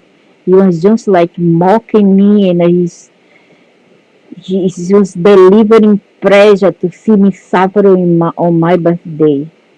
It's your birthday. Sorry to have this kind of birthday. Like he was not feeling sorry at all. He wasn't sorry. Um, so The gray ones have a humanoid form, are around 5 feet tall, and have blurred features. I realize it's deliberate. But the humans see them as normal people. I'm really shocked when I perceive that on a psychic level. The gray ones feeds off human misery and suffering. In this reality, there are no human winners. All are losers. Sure, they are losers. Sure. And I find them stupid. Everyone, not just some of the people, in a decision nature.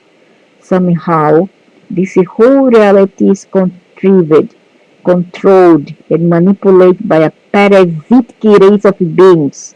I feel an overwhelming sadness, but not all of them are bad. I beg to differ. Not all of them are very, very bad. Some of them have their entire room wiped it out by Dracos. Okay, devastated by Draco. They were genocided, and then to how to say to preserve their species, they have to come to us to take DNA here to form their own. You know, they needed our materials, so they came here to harvest um, DNA and then to construct their own other version of themselves so as to survive. So who are we to totally blame them? Not all are bad, okay? Not all of them are bad. But mostly, yes, they are vampire, they are parasitic, yeah, they are. So that's not quite true, Michael. The gray ones did not create this. They are merely opportunists. There are no winners. There are no winners here. The gray ones do not win, for they are victims of their own most base and negative desires. This is the way of life. Yeah, they are doing this for survival, just like many humans do for survival. They steal, they kill for survival. You see. So who are we to blame this species also here? Only that the only difference here is that they are not in their planet. So what do you want to meddle here for? Why do you want to interfere? They are not in their planet. So the gray ones do not win for their victim. This is the way of life. Your linear three-dimensional reality is unendingly causal.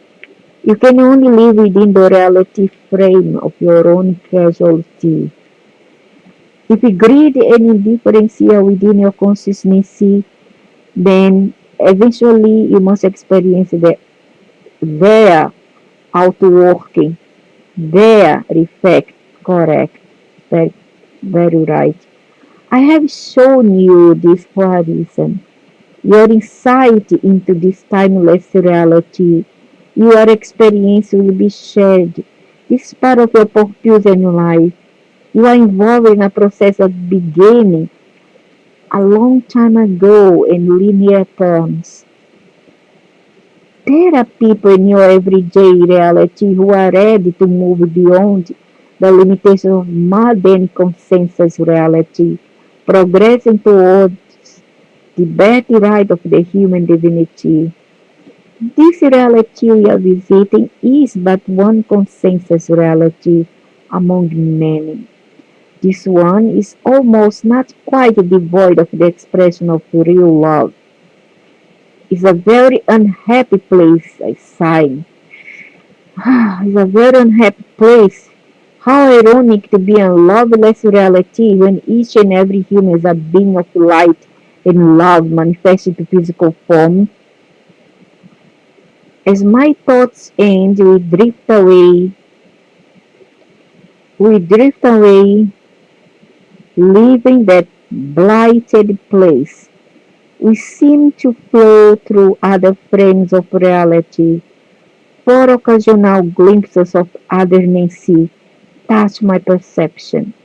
Yet in only moments the shepherd and I are again in his craft, standing in the familiar room of mystic windows and I gaze into what's now an opaque glass panel. I stare wonderingly at the blank, blank panel. Did all that really happen? I asked. Did we really travel to future reality, or did you induce a dream projection? The shepherd's whimsical smile is back. Do you mean, was it a real reality, a dream reality, or an illusion? I ask you again, Michael. What's reality?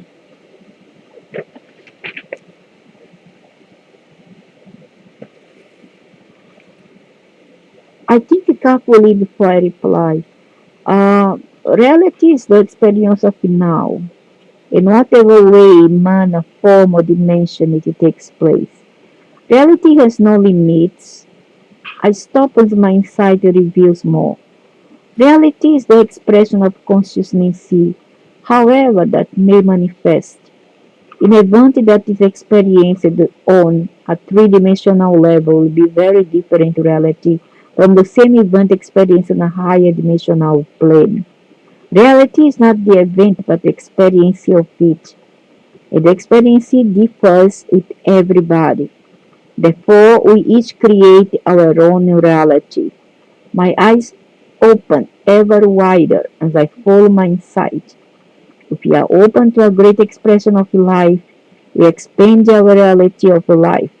And as we expand our reality of life, so we eventually cross the metaphysical threshold in the truly limitless reality.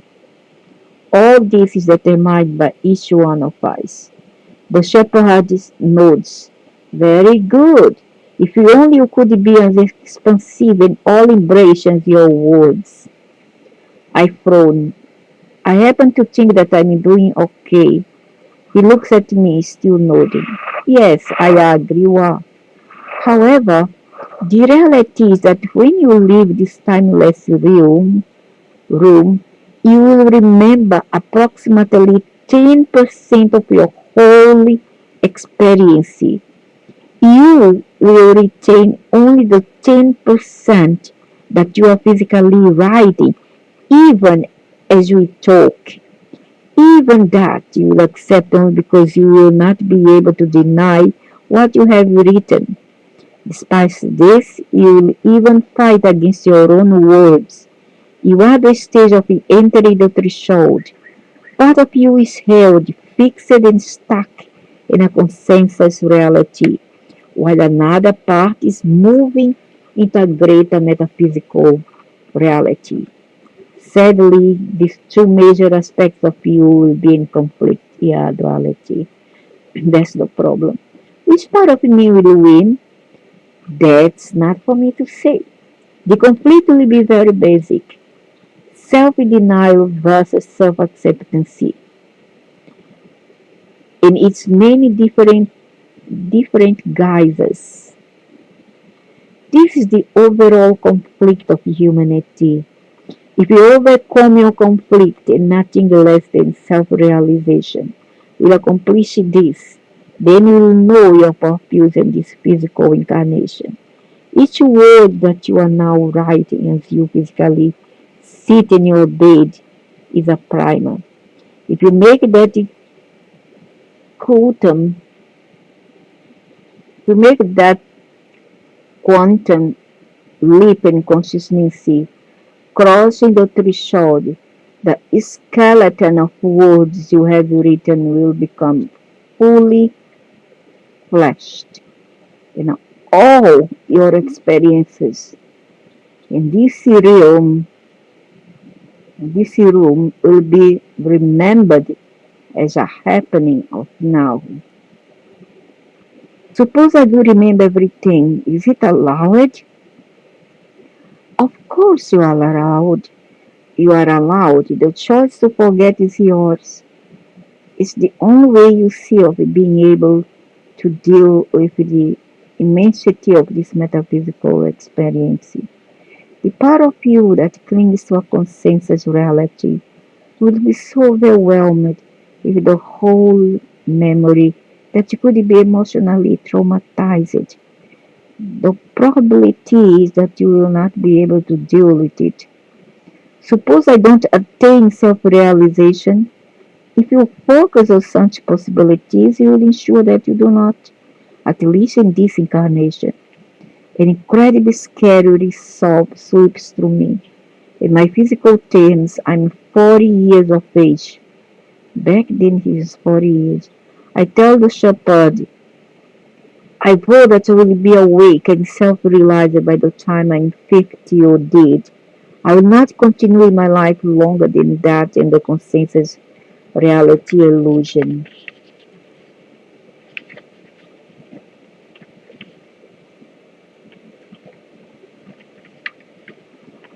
This might not be very wise, Michael, but if you mean it, and I perceive that on a soul level you do, you have just invoked a very powerful catalytic, catalytic, catalytic focus. Be very careful and be very careful and aware with your thoughts, for you have not created a condition where they will either set you free or kill you.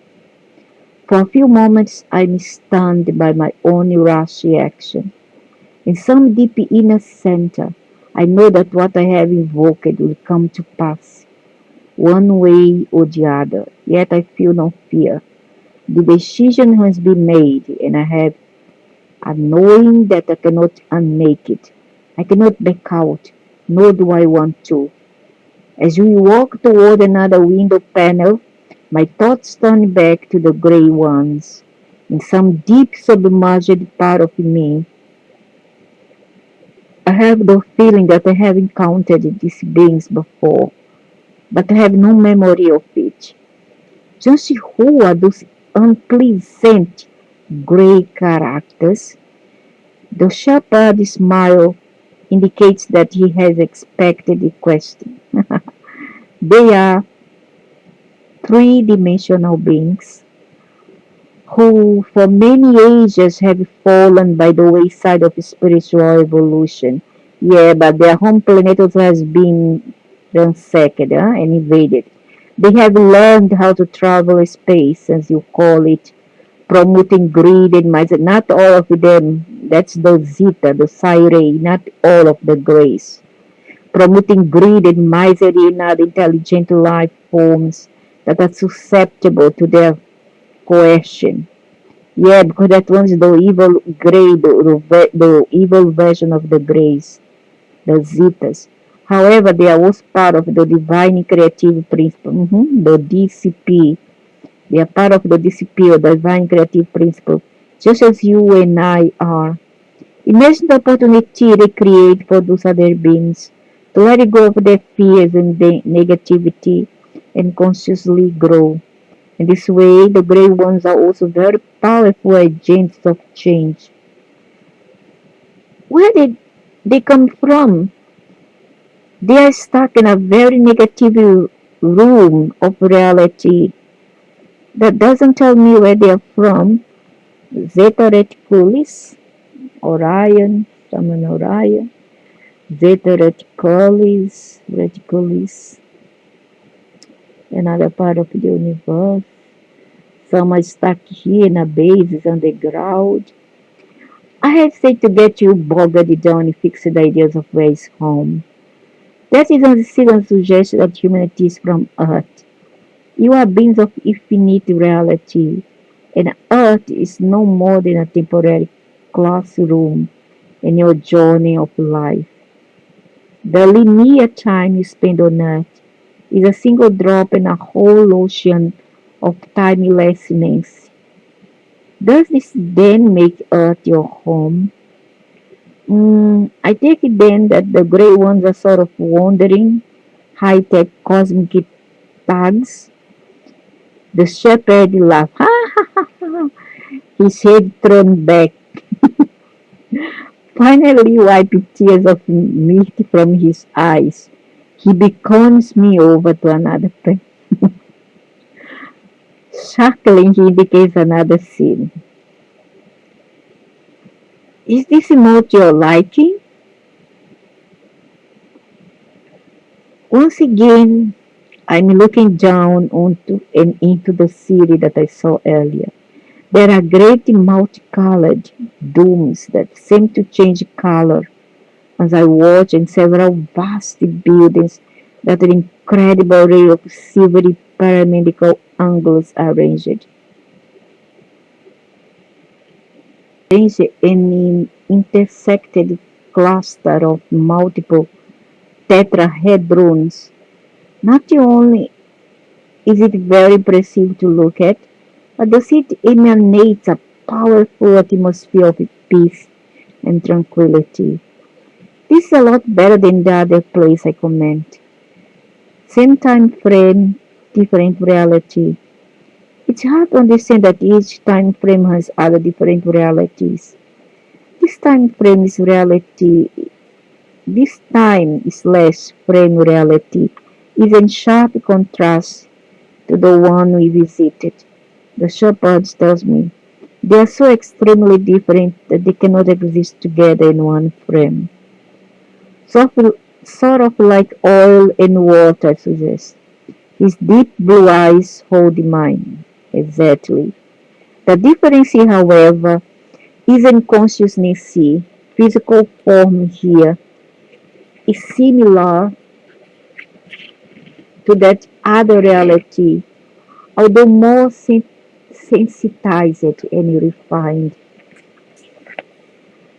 In your present time frame consensus, in your present time slash frame consensus reality holds all the middle ground of the general population. Consensus reality varies, of course, among different nations, cultures, and religions. Trying to match the consensus reality of this huge conglomerate mismatch is the catalyst for most of your wars. It inevitably leads to conflict rather than cooperation. It is said that humans invariably focus on their very few differences rather than on their many similarities. However, within all this, there are those people who plumb the depths of depravity and cruelty, victimizing men of the weak and helpless. Yeah, Michael, but there's some there who believe there's uh, no victim. They say there's no suffering, no victim. These are all in their minds, all in their mind, because those are the psychopaths, the same psychopaths, the slave of the devils, as I call them.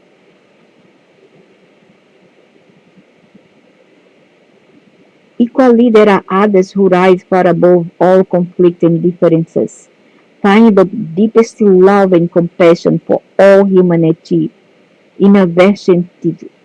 inadvertently. The expression of these two extremes of human consciousness creates wholly new frames of reality, for these people no longer fit even the periphery of a consensus reality. Yeah, that's me. So the reality frame we have just visited is the negative extreme of human expression.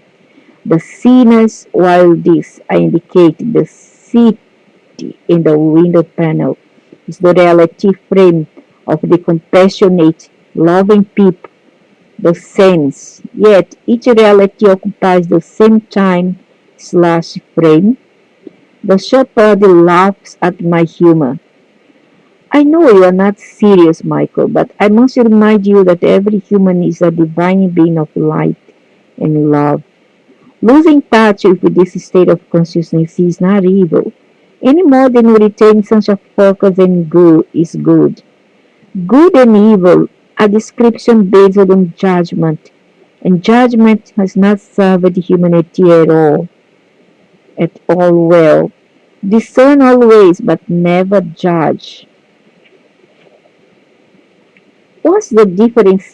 The shepherd's smile becomes mischievous. Let me use sex as an example. You are walking down the corridor in a hotel on your way to your room. A door opens and a beautiful, scantily clad girl beckons you in. Beckons you in. In the room, you can see several naked people engaged in a group sex. The girl tells you they need another man. If you say, no way, what you are doing is wrong and wicked, you have made a judgment. However, if you say, no thanks, I prefer not to be involved, you have discerned for yourself, but made no judgment on the other people. And if I join in, you would join in. Laughing, the shepherd replied, then perhaps you didn't judge or discern, whichever you choose. Neither is right nor wrong. You sow cause and you reap effect. You're gonna get a beautiful disease later on. That will be your karma. What you sow in the future, beautiful disease. Peter, peering into the seat as the view presents an ever-changing panorama, I ask hopefully, are we going to visit this reality? Of course, the same rules apply. We are disembodied. We have no body. In this reality, just odors of light, ethereal body. Now look deeply into the seat. I do so expect that you will be instantly there, but steady. I'm floating, drifting through the panel and up, ever up, in a dreamy sensation of light, peace and joy. The sensation is powerful and pronounced. Now, I'm gonna uh, highlight something here. When you cameras catch some people float, they say it's ghost, right? Some people floating around. There might be this being or even a human being with them, okay? So don't be scared. They are just having out of the body experiences. It's nothing very normal. This is very normal, It's all about quantum physics. So let them. It's not a ghost. It's just people who left their body. I have done this. If the one being, he take me also. I was that fruit in the air, and it's very okay, but I didn't enjoy because in a matter of a second I was already in Israel. How can I be floating up when the seats below rise? I ask in a blissful daze. Should you realize that this is neither up nor down, but through? The shepherd replies. I do not understand, but I feel too relaxed to care. This is different, somehow slower, more joyous, both more real and yet unreal at the same time. I say dreamily. The shepherd has lost most of his bodily definition, appearing as a haze of golden light in human shape. Your perception is more acute now. Thus, your experience is expanded. We are traveling exactly as before, he replies. But we were there almost instantly last time. I repeat, your perception is expanded. Thus, you're experiencing more of the reality instead of blocking it out. Remember, as you change yourself, you change your reality experience. Wow, I must use it block out automatically. Indeed, you do. It's part of the human condition. Any sadness I might feel for the human condition is lost in my increasing feeling of joy. How strange. It's only now that I feel such joy that I'm aware of the corresponding vibration of misery in our visit to the other reality zone. Exactly. Your initial reaction was to subconsciously block it out because it was so unpleasant, but you were unable to maintain that block. You are more open and receptive now because you are responding to the energy of love within this reality. So the aura of the human energy affects us even without any personal interaction very much. The human energy field is a powerhouse that can be felt across infinity. Humanity is learning how to develop, expand, and express that power. In the previous reality we visited, the people are closer to their energy and even closer off from one another. Yet they remain victims of their own energy creation. Here, the overall energy field is nourishing for the soul, even without personal contact. This is what you are now feeling. The faintly shimmering golden glow that's the shepherd is achingly beautiful. Do I appear to you in the way that you appear to me? I asked hopefully.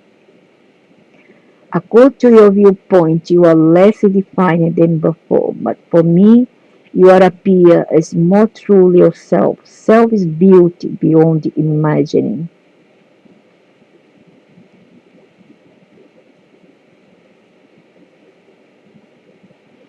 During our silent communication, we have drifted in the streets of the magnificent city.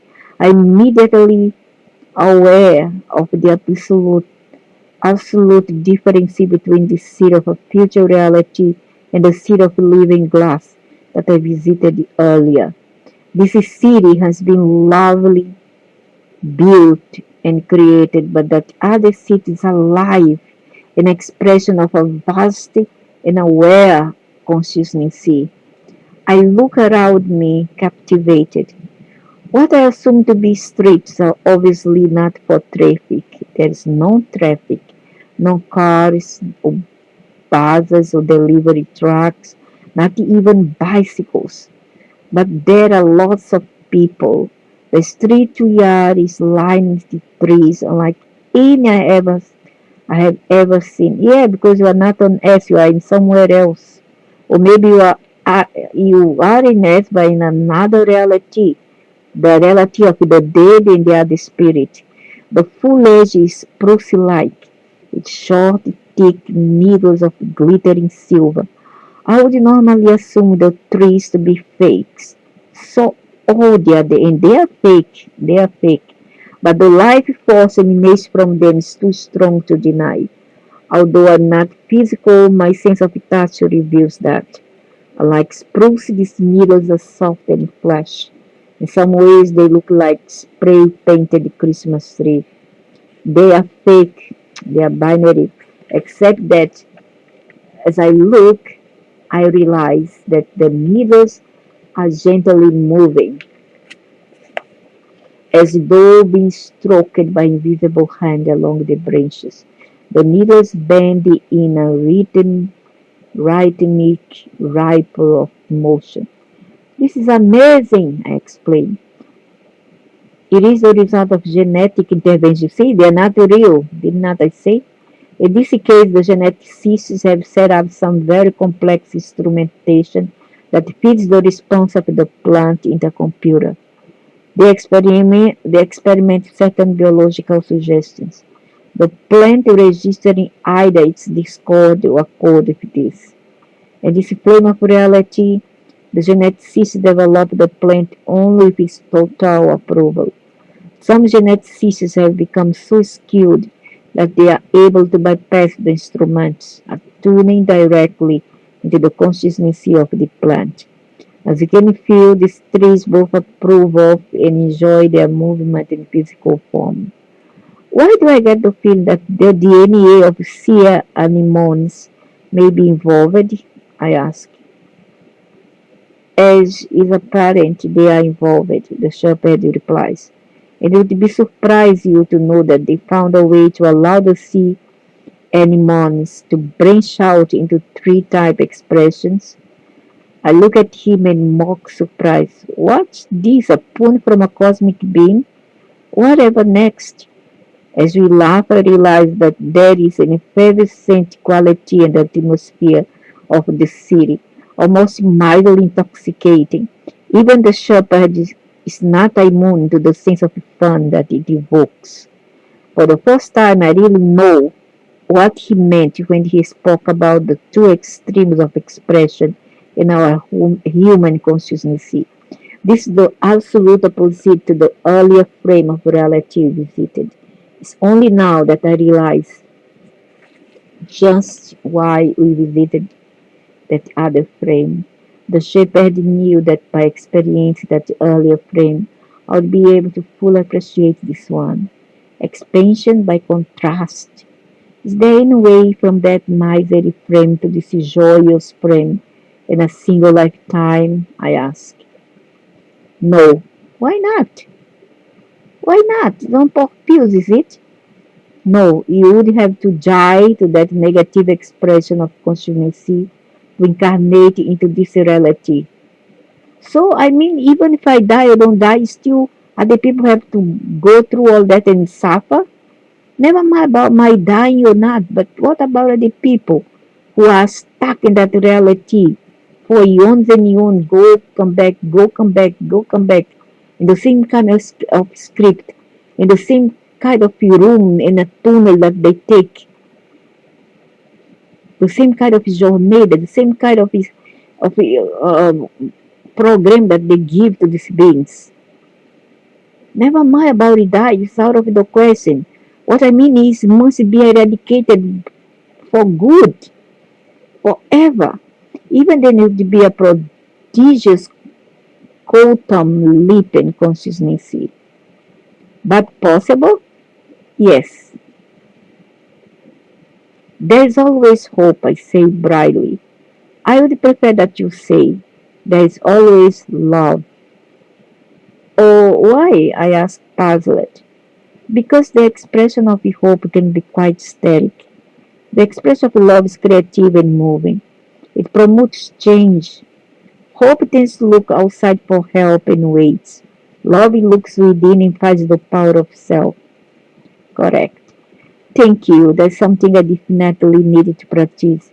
It opens up a whole new realm of exploration. It does indeed, and that exploration is all within self. Everything you have ever needed in life is always with you.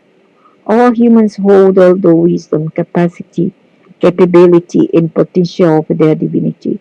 It's all in your own consciousness awaiting you.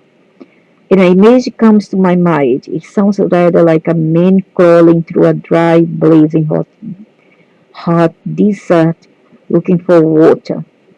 Strapped to his back is a canteen of cool, delicious water, but he cannot see it or is unable to acknowledge that it is with him. Something like that, except that it's impossible to ever lose the canteen or empty it or despoil the water, the shepherd adds. That analogy comes to mind so easily because I am one of those in the desert, I say gloomily. But you are here now, the shepherd replies gently, and this is no desert. A moment later, a peal of laughter strips away my gloom, and I spin around to see a group of nearby teenagers. To my astonishment, they are watching eyes. They look at me with some curiosity, but it's clear that they regard the shepherd with a familiar love and reverence. They can see eyes. They can see eyes. I blurt in the obvious. The shepherd shackles. Acknowledge them. People born to this reality, or the children of today. He's talking about the kids who are coming, maybe crystal kids or whatever. People born in this reality are very developed spiritually. These teenagers are very aware souls.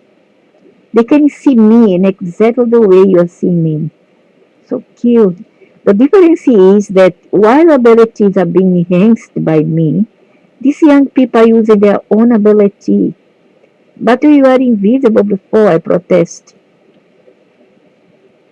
Michael, can you imagine those other poor souls seeing anything beyond their own contained reality? They have walls of fear around them. These people are opened by love. Put like that, it seems so obvious. All the teenagers have golden turned skin color. and a very little clothing on. Curiously, their clothing is very similar to the people of that other reality, almost sheer and a rippling color as they move and breathe. Despite the film of rippling color, most of the teenagers appear almost nude, naked. It seems natural as breathing.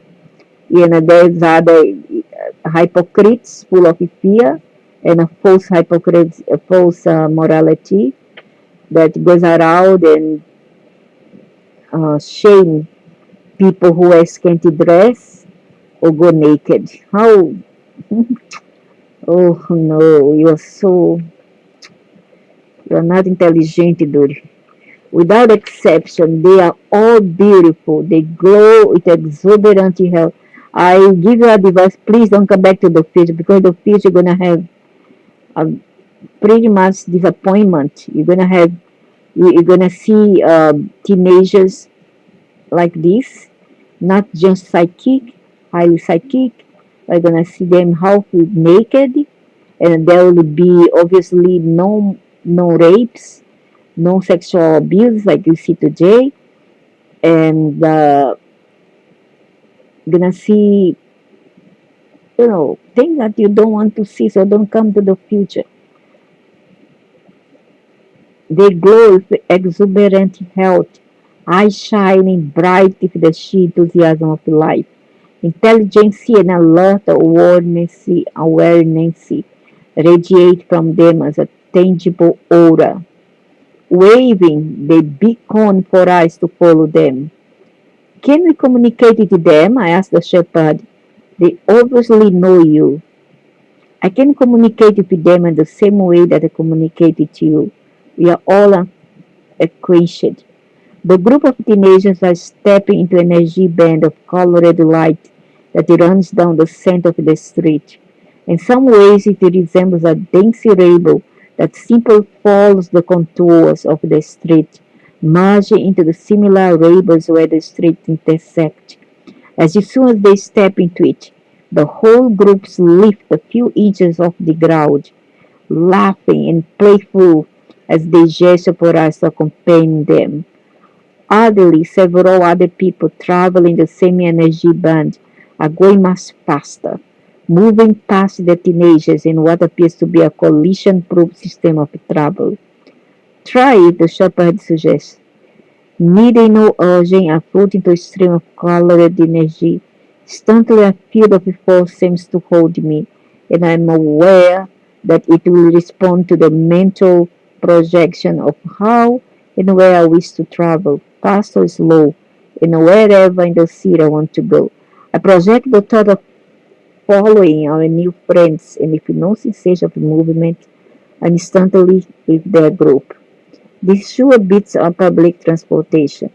By the time I have finished my inane remark, we are in a completely different area, standing alongside this remarkable conveyor. How you got here and disembarked with no sensation of movement or any awareness of traveling? I have no idea. We are in a large park with flowering shrubs and trees landscaped into complementary groups of color. Instead of grass and alone, the whole air is covered in some creeping prostate plant that's new to me. Its foliage is soft like that of a tiny leaf fern. Surprised, it's aromatic, reminiscent of lemon. I suspect that it never needs mowing. Within the park, the very large dome-shaped building rises to a modest peak in the center of the dome. The energy in the park is tranquil, yet very focused. It occurs to me that different areas of the city and I environs have deliberately induced fields of energy. As the group of young teenagers beckons to me, I follow them into the impressive white dome. The inside is strange. Yeah, it's there where they get the psychic power and they get a lot of knowledge. They open the frontal chakra or crown chakra, and they assess Akashic record as well. It happens to me a lot. I have Akashic record open. In the park, there is a very large dome-shaped building. Rise a modest peak in the center of the dome. The energy in the park is tranquil, yet very focused. It occurs to me that different areas of the city. Oh, so the beacons, Michael, and he pulled them the perceived white dome. Though inside is strange. Above my head there is a blackly structure of crystal in the peak of the dome, with what appears to be a large carousel of low grass coffins directly beneath it. I turned to the shepherd for an explanation. Michael, just watch. As my other young people stream into the building, as many other young people stream into the building, the group tries get into destruction. I erroneously thought of as coffins. On close inspection, I see that they are more like individual cubicles slash beds on the huge carousel. Each one is made from a clear transparent material like soft plastic which molds and adjusts itself to fit the person who occupies it. A woman wearing a light white tunic is supervising. She bows slightly to the shepherd, a look of profound respect on her face, and she smiles at me. As the teenagers settle into their cubicles, laying flat on their backs, an indicator flicks a light on a panel near the supervisor. Soon, the panel is fully lit up. All cubicles occupied and ready. Turning to the panel, the human makes a number of gestures that are obviously commands.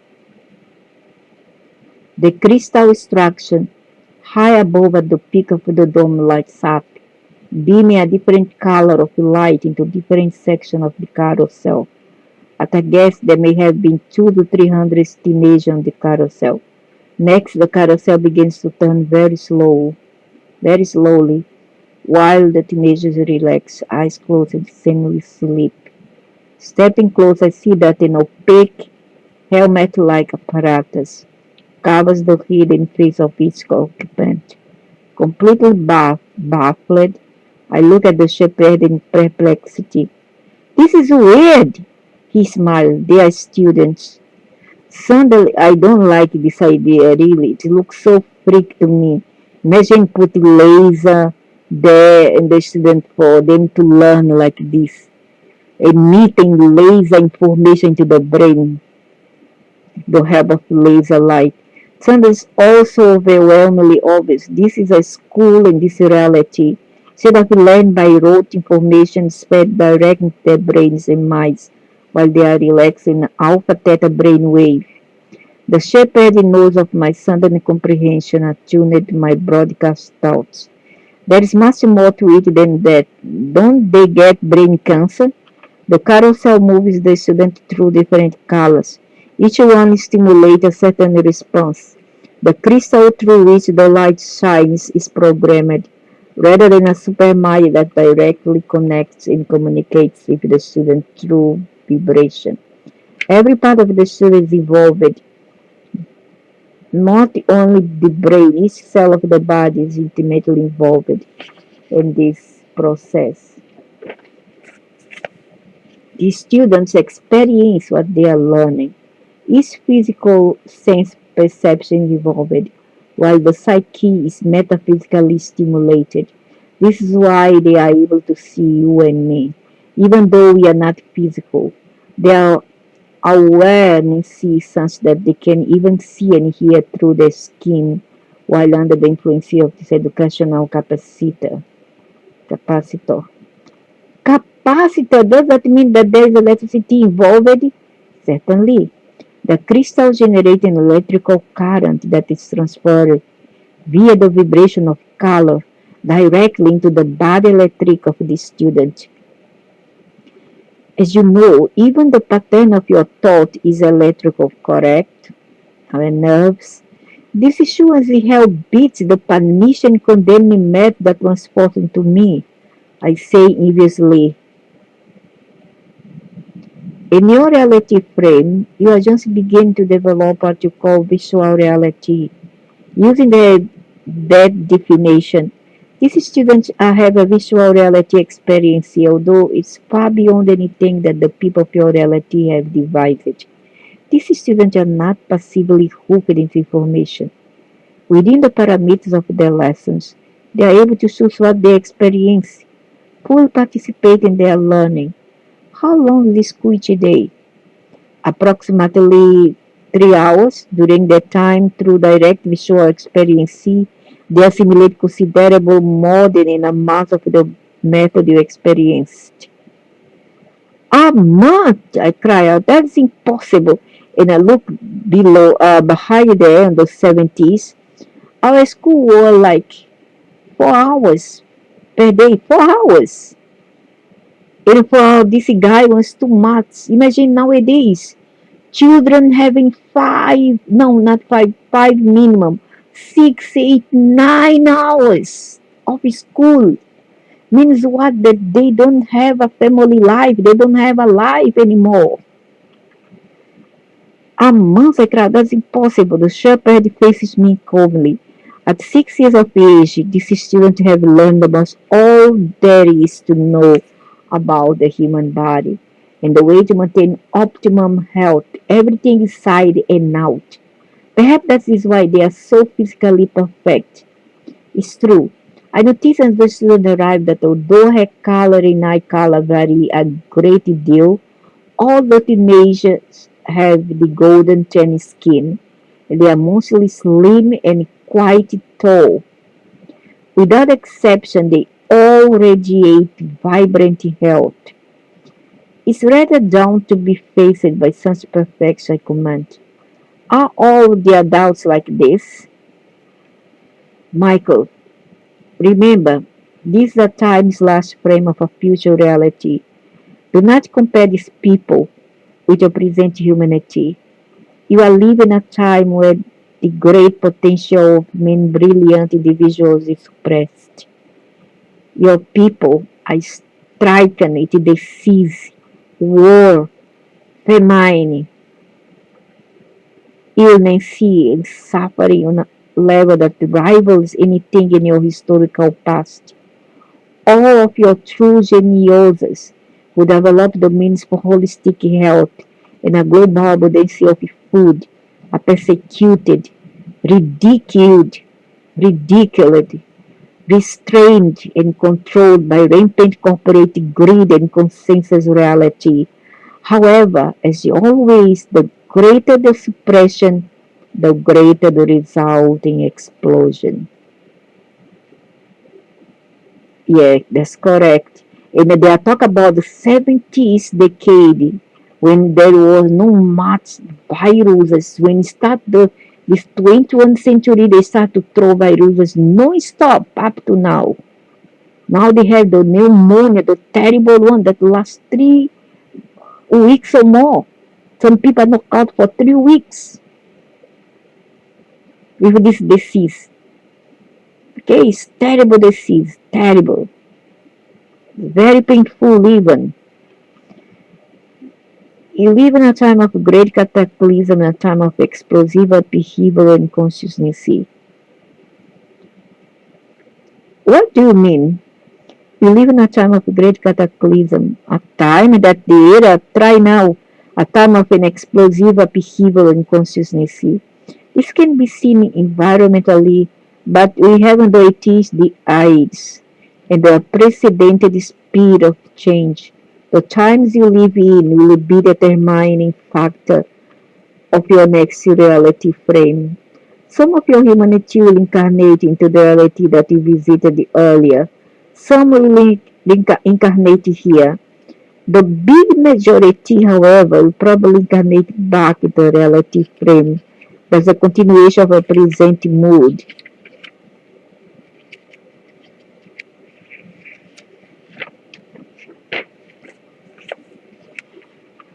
How is this decided? By them, by them, by how you live your life, by you, because you judge. You say people, I tell people don't judge, but you judge by your individual state of consciousness. It's determined not by what you know, but by the degree of love you are able to express in your daily life. Love that has no cause, motivation, or conditions. Just a need to express your highest ideals and principles. So it's this being who create all this, they who create all this reality framing. I know where the multimillionaire manipulators and prime movers will go. Yeah, they go to a better place because they are evil. They go to a better place. The people who are miserable go to that one, the one they show the miserable place. I say, think of it, that other place. Do you? Or is this a judgment of your right and wrong? You also judge. You also judge. That's why you are judging people by whether they have loved or not. Loved who? Stupid people who want to hurt you all the time and abuse and exploit you? Ah, get lost. Or is this a judgment of your right and wrong? See, only them can judge how hypocrite this be now. Hmm. We cannot make a judgment, but he can do. How smart you think he is, because he's a mass in technology. Yeah, the multi-millionaire for them, they'll put in a good place again, because it's one of their cohorts. The people who are miserable, in Crackle land, they go back to misery again. There's no space for these poor souls. Those who live down those streets go back to that place where they show again. The misery world. Born into a family where the father was a drunkard, the mother a poor beaten woman, abused the mother, who also had to drink and even abandon their children because she couldn't take the father abuse. Yeah, they're going to be born there. That's how violated these beings are. All this is happening at present time slash frame, from the most gross slash negative to the ultra positive trace, is a reflection of the whole human consciousness of that frame. There is truly no right and wrong, good or bad. There is only the individual expression of fear slash deny or love slash accept. And all these shades in between that determine the internal now of each individual within the whole. Neither innocency nor guilt, nor judgment and blame has any place within this. It's all self-determined by you all. Yes, I spoke rashly. I don't know better. I made apologetically. Is so used to sleeping to judging. Michael, in this reality, there are no hospitals, no disease, no sickness. Any touch of discord is detected in the body aura and treated before it manifests into the physical. These people what you term tomorrow are the product of your today. This is your human potential. Although the shepherd appears as a glowing, slightly nebulous, angelic figure in this reality, I relate to him in the way in form that was met. He suddenly sweeps me into embrace exactly like a human hug, multiplied 1,000 times by the energy of his unconditional love. Come, Michael, let's adjourn to the wide open spaces. When he lets go of me, we are in a forest. I gaze around, spellbound. Surrounding us are the largest tree that I have ever seen. The biggest trees in our few remaining areas of untouchable forest should be dwarfed by this. They are colossal. I recognize none of them. There is an aura of ultimate perfection in this forest, of some credible synthesis between humanity and nature. Make contact with a tree, the shepherd suggests, as though answering all my unspoken questions. Drift walking over to a tree whose lower branches sweep the pungent soil with fingers of soft pale green leaves. I sit on a convenient and inviting branch. Within moments I feel an induced inner relaxation, and I let go of all my many questions. With no sense of movement, my focus is hovering just above the forest, a vast expanse of trees stretching out below me. In some areas the sun shines strongly into the forest, while in other parts of the forest it's raining. As far as I can see and perceive, there is an ocean of green foliage. Birds of many varieties fly in and among the trees, their calls forming a background orchestra of muted sound. Butterflies flit and flutter among the flowers, while bees drone in a monotone hum as they search for nectar. Small animals scramble here and there, or nimbly leap, but only there are none that I recognize. I feel a powerful sense of belonging as though I have lived here, yet it does not feel familiar. Slowly my focus moves along the top of the forest, probe into the upper rooms of this natural wonderland. I feel as if I am being passed along from one tree to another, as though my psyche is within their awareness and care. With this realization, I am suddenly aware of the continuity of the trees and we are in communication. Relax, light one, and a flow with life. Before all things, trust yourself. Seek without searching. Inquire without questions. What? Seek without searching? What's that? That means we seek naturally without attempting to do it. Inquire, but no question. If you don't question, then how? This is what they have to accept things in a dictator manner. See beyond the looking.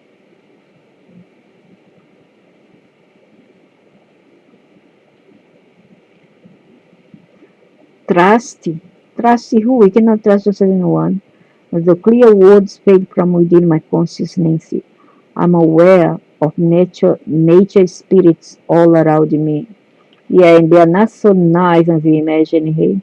As though my vision has just cleared, I perceive that the forest is alive with the beings of nature, from vast ethereal beings that seem to contain a whole tree to the very tiniest beings possible. It reminds me of the realm of the pillar of green light. I realize that the people of this reality walk within the cooperation and influence of that mystic kingdom. As my perception fades, I become aware that I am sitting on the low branch, getting off care and respect for the tree. I place my hand upon it reverently. I'm not sure why the spirit of the tree has imparted this particular message with such an absolute clarity and impact, but I feel a deep gratitude. Thank you, I whisper. It reminds me of the room, room of the pillar of green light. I realize that the people of this reality walk within the cooperation and influence of that mystic kingdom. Yeah, they walk in group. Where I go there on the garden, I catch them at night. They walk in group, and well, I cannot say that they are nice or bad. I just cannot say. I don't know. Who knows? As my perception fades, I become aware that I'm sitting on the low branch, getting off with care and respect for the tree. I place my hand open it reverently. I'm not sure why the spirit of the tree has imparted this particular message with such absolute clarity and impact, but I feel a deep gratitude. Thank you, I whisper.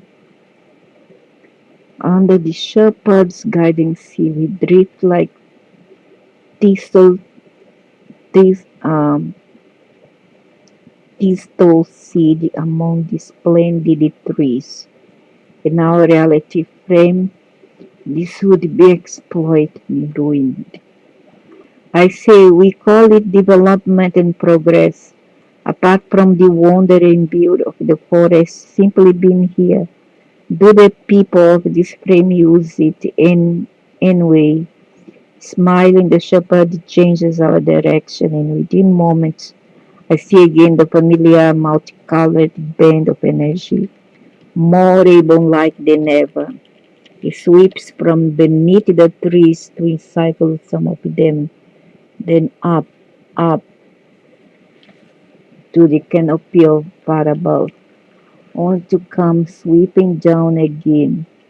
Wind its way through the trees like a never-ending, iridescent tube of light. It is as much a part of the forest as it is of the city, with no solidity, no support, and without intruding, it belongs. Birds fly through it, animals ignore it, and flowers blossom within it as a breeze sweeps various outstretched branches into it. With the shepherd, I drift the energy band. Let's take our time, I ask. I want to experience this rather than our instant arrival somewhere else. There is nothing that I can possibly compare it to our 20th century reality. 20, make it 21. At the speed of a fast run, we are sweeping through the forest as though we are flying, standing thrillingly. We sweep up, then down and around, transport by energy band that is designed to give those whom it transports a real experience of the living forest. I suppose that this is the only transport needed in this reality. I murmur, mesmerized by the forest. Actually, no. The system serves particular purpose, linking all the seats and visiting many major areas of commerce, natural wonder, and wilderness. There's a network like this over the whole planet, but people have their own definite means of travel. Not cars, the shepherd laughed. Just wait and see. Somewhere near the edge of the forest, we are light from the energy transporter drifting a fast walk toward wide spaces. How about a farm? I saw one in that other reality. May I see its comparison here? This is exactly where we are heading, the shepherd replies. I can assure you that this will be more to your liking. As we quite rapidly approach a cluster of domes, a large, completely transparent bubble floats silently and swiftly over us. Astonishingly, a person stands within it. With a sudden acceleration, he swoops down towards the domes, stopping not far from us. The occupant simply steps out of the bubble, moving through the sides as we walk through a film of water. There are no controls or instrumentation to be seen on the Kobayashi. Even though it is far more potent, it looks just like a large empty bubble. Wouldn't I like one of those? I explained.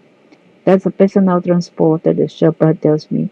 Everybody over the age of 60 has one. The vehicle is attuned to its owner, responds to thought commands. Is it biologically alive? I interject. Prone reprovingly, the shepherd continues. No, it's not biological. It's a composed of harnessed electromagnetic energy. This is attuned with the energy field of its owner. Can it only transport the owner? It cannot even drive it like a car. Only the owner, because I've signed it. A few are personally attuned. You almost are programmed to accept anyone. However, each person has to attune with the vehicle before being transported. What? Like meditate before dawn? That's not much good if you are in a hurry. Like an Aries. The shepherd stares imploringly heavenward. It takes but mere seconds, Michael. This is not a backward or archaic frame of reality. This is a peak of spiritual focus and intelligence. As in that other frame of reality, you are seeing but a tiny fraction of all that is here. A deeply submerged knot of pure, undiluted inadequacy suddenly forces its way out of me. I know that. I say in a shaky voice, but I don't know what I'm supposed to do with it. I gulp. I hear you tell me that I have to share this, then I learn that I'll forget practically all of it. I'm lost, overwhelmed. Why me? The shepherd stares at me, his face registering enormous compassion. Nodding, he says, I understand. You see yourself as so little, so inadequate, while I see you as a being of light, human and powerfully adequate. Who of you is the wiser? Who has the greater insight, the greater truth? I can only step back at him speechless, threatened by the sheer volume and magnitude of my experience. Michael, it was you who chose to enter this mystical room. You were not chosen by others. Nothing has been imposed. You made this choice to assist in your awakening. If you remain in the human dream, asleep, and everything that you have experienced is forgotten and lost, that's not wrong or bad. It's all within the human consciousness, as is all the experience of all people. However, you have chosen to awaken in this incarnation. And this mystical adventure is an initiation, a beginning. It is more for this experience of a timeless realm. It's not yours alone. I repeat in consciousness. It is shared with all humanity, no matter how unaware other people may be of this. Nor does it matter by how many it is rejected. All is one.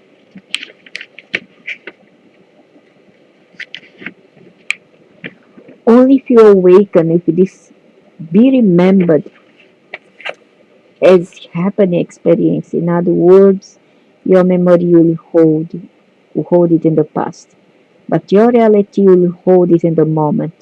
You will be able to accommodate this and will be presented the whole experience in the book for those of humanity who choose to share it. So powerfully will it be your ongoing experience of the moment that will even write it in the more difficult style of the present tense, not knowing why it's so important that you do so until you are nearing the end. So relax, the spirit of the forest gave you the advice that you will most need. Before all things, trust yourself. Know that you are adequate. All humanity is adequate. And be gentle with yourself. Focus on all that you are, on your potential, your capabilities, your capacity. Ignore what you think you are not. Accept yourself the way you are. Trust yourself in all things at all times. As I listen to the shepherd on an inner telepathic level, I feel that each word is a vehicle for love. I feel cocooned in a nurtured, cocooned and nurtured in such a lightness of love that it breaks through my negating inadequacy like the bright sun through dark clouds. Hugging the shepherd, light to light, I have no words, no are they needed. For a few timeless moments I compose myself, then in accord with the shepherd, we drift over to the dome buildings. They are not very big, considerably smaller than a village house, and they look lightweight and flimsy. The shepherd grins at me. Flimsy they aren't, he says with an exaggerated humor. They would be impervious to your very worst tornadoes. The passenger from the bubble appears not to have no teeth, no recessed eyes, for there's no sign of anyone around. We walk into the nearest dome, and I stand surprised. It's empty. It's empty, I say, brilliant, at state the audience. Laughing, the shepherd explains, these domes are not farmyard buildings or barns the way you expect. They are force fields designed to be enlarged to cover whole fields. Although these people have the technology and mental capacity to control the weather, they choose not to. They accept that the weather and the balance of nature are so intrinsically interconnected that any interference would be detrimental to the whole. What appears to you as a flimsy dome is really a collapsed field of force that can be expanded to cover hundreds of acres. In your measurement of land, in this way the farmers control the ecology of an area and what they are growing without affecting any other areas of nature. I suppose they are basically used in winter, mostly, also in other time of inclement weather. Each force field is programmed for what's needed. They are able to control temperature, rainfall, and several other factors, produce the required climatic condition. So where does the farmer and his or her family live? Unlike in your time frame, they seldom live on the farm. Land is not owned, it belongs to everyone and is used for the welfare of all, human and nature. The farming families live in villages, use their transporter to travel to the crops. This reality is very different from anything you are used to. Animals are not farmed. Cows are not kept for milk. No sheep for wool. And there are no livestock for meat. How nice. I want to belong there. Also, there are no pets. Birds and animals are free. Companions only by choice. Good. I love us like that. Do they ever choose to be pets? I mean, companions? Frequently, but always for cured higher purpose, such as humans and animals become companions when it's in the interest of both to learn from each other. Yeah, correct. Generally, such a bond is for the lifetime of the animal. Yeah, like I always say, it's for them to observe you so that in the future they may become like a human. Although short-term bonding also occurs, correct, especially in the case of a cat. They come to your life for a period of time when their mission is done, they are gone. Gone. Either they run away or something happens. Especially so the cats. I stare at the shepherd and 100 more questions fight to be forced. Holding up both hands, he's hastened to speak. Let go of your questions. The more you ask, the more you want to know. As in the previous frame, you are here to experience just the flavor and energy of this reality. It's far more different here than you can really comprehend. Simpler yet at the same time much more complex. There are no police, no armies, no greed. Is there where I want to go? No crime is there where I want to go. Everything that you need is here in abundance. Imagine what that implies.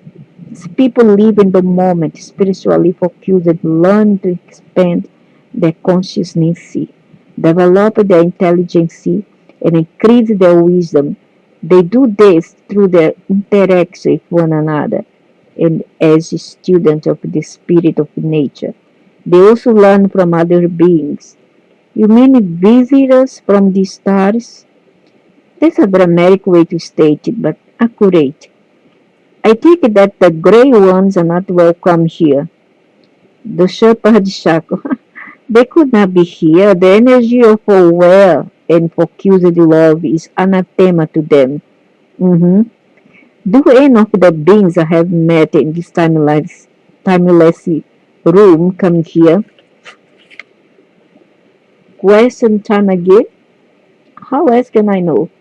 My answers are not your knowing. They are information. Information is not the experience of knowing. In fact, information can easily become a detour around the knowing.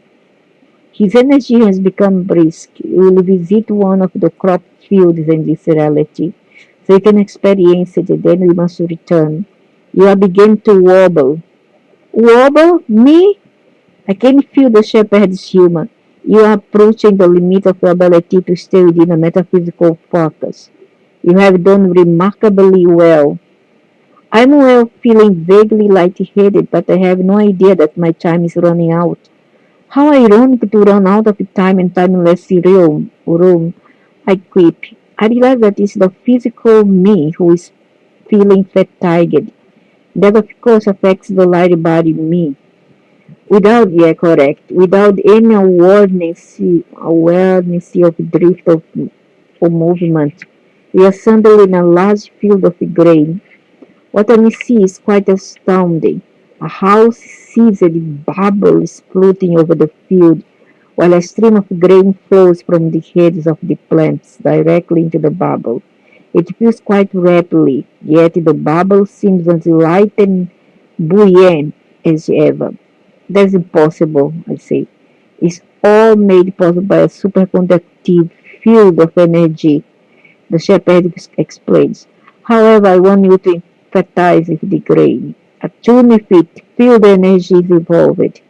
Although I have no idea what a superconductive field of energy is, I'm able to feel a powerful sense of release and fulfillment. I think they didn't know before, but now they know. A mission accomplished feeling as the grains flows into the bubble. I feel the cooperation between the plants and the people involved, even though there is no one here to supervise. As I watch the bubble fills and if a brief flicker, it accelerates out of sight in less than a microsecond immediately, if no lessening of the flow and without loosening grain, another large bubble is there receiving it. Put simply, the people of this reality are masters at the creation and use of forces field. Grain forms the basis of many of their foods, along with a diversity of fruit and vegetables that would leave you gasping. Suffice it to say that the number of fruit and vegetable species in regular use is in the thousands, the shepherd says. Watching the grain being harvested is like being a witness to magic. It's inconceivable by my standards, as though caught in cyclonic yet gentle force, the swirling ripple where the grain is leaving the plants completely soundless, adding a surreal quality to this impossible scene. Suddenly I am very aware of my wobble. I feel increasingly lightheaded with the overtone of enormous fatigue slowly closing in on me. The shepherd knows this, and although I keep expecting us to return to his craft, he hesitates. How selfish. Now, what I want to say. They say that grain is no good for you, right? Now, someone here, a disability say that's okay, that's in some reality, people eat grain and that's what they eat grain and nothing happens to them. Now, there's something strange here. Either they add something to the rice, to the millet, to the barley, to many others type of um, grains that we eat, like arsenic, like many other things. And that's why we cannot eat it. We get sick by eating it. Either this is the case or most of our DNA were not made to eat grains. Some were not made to eat meat. Some were not made to eat much veggie and fruit.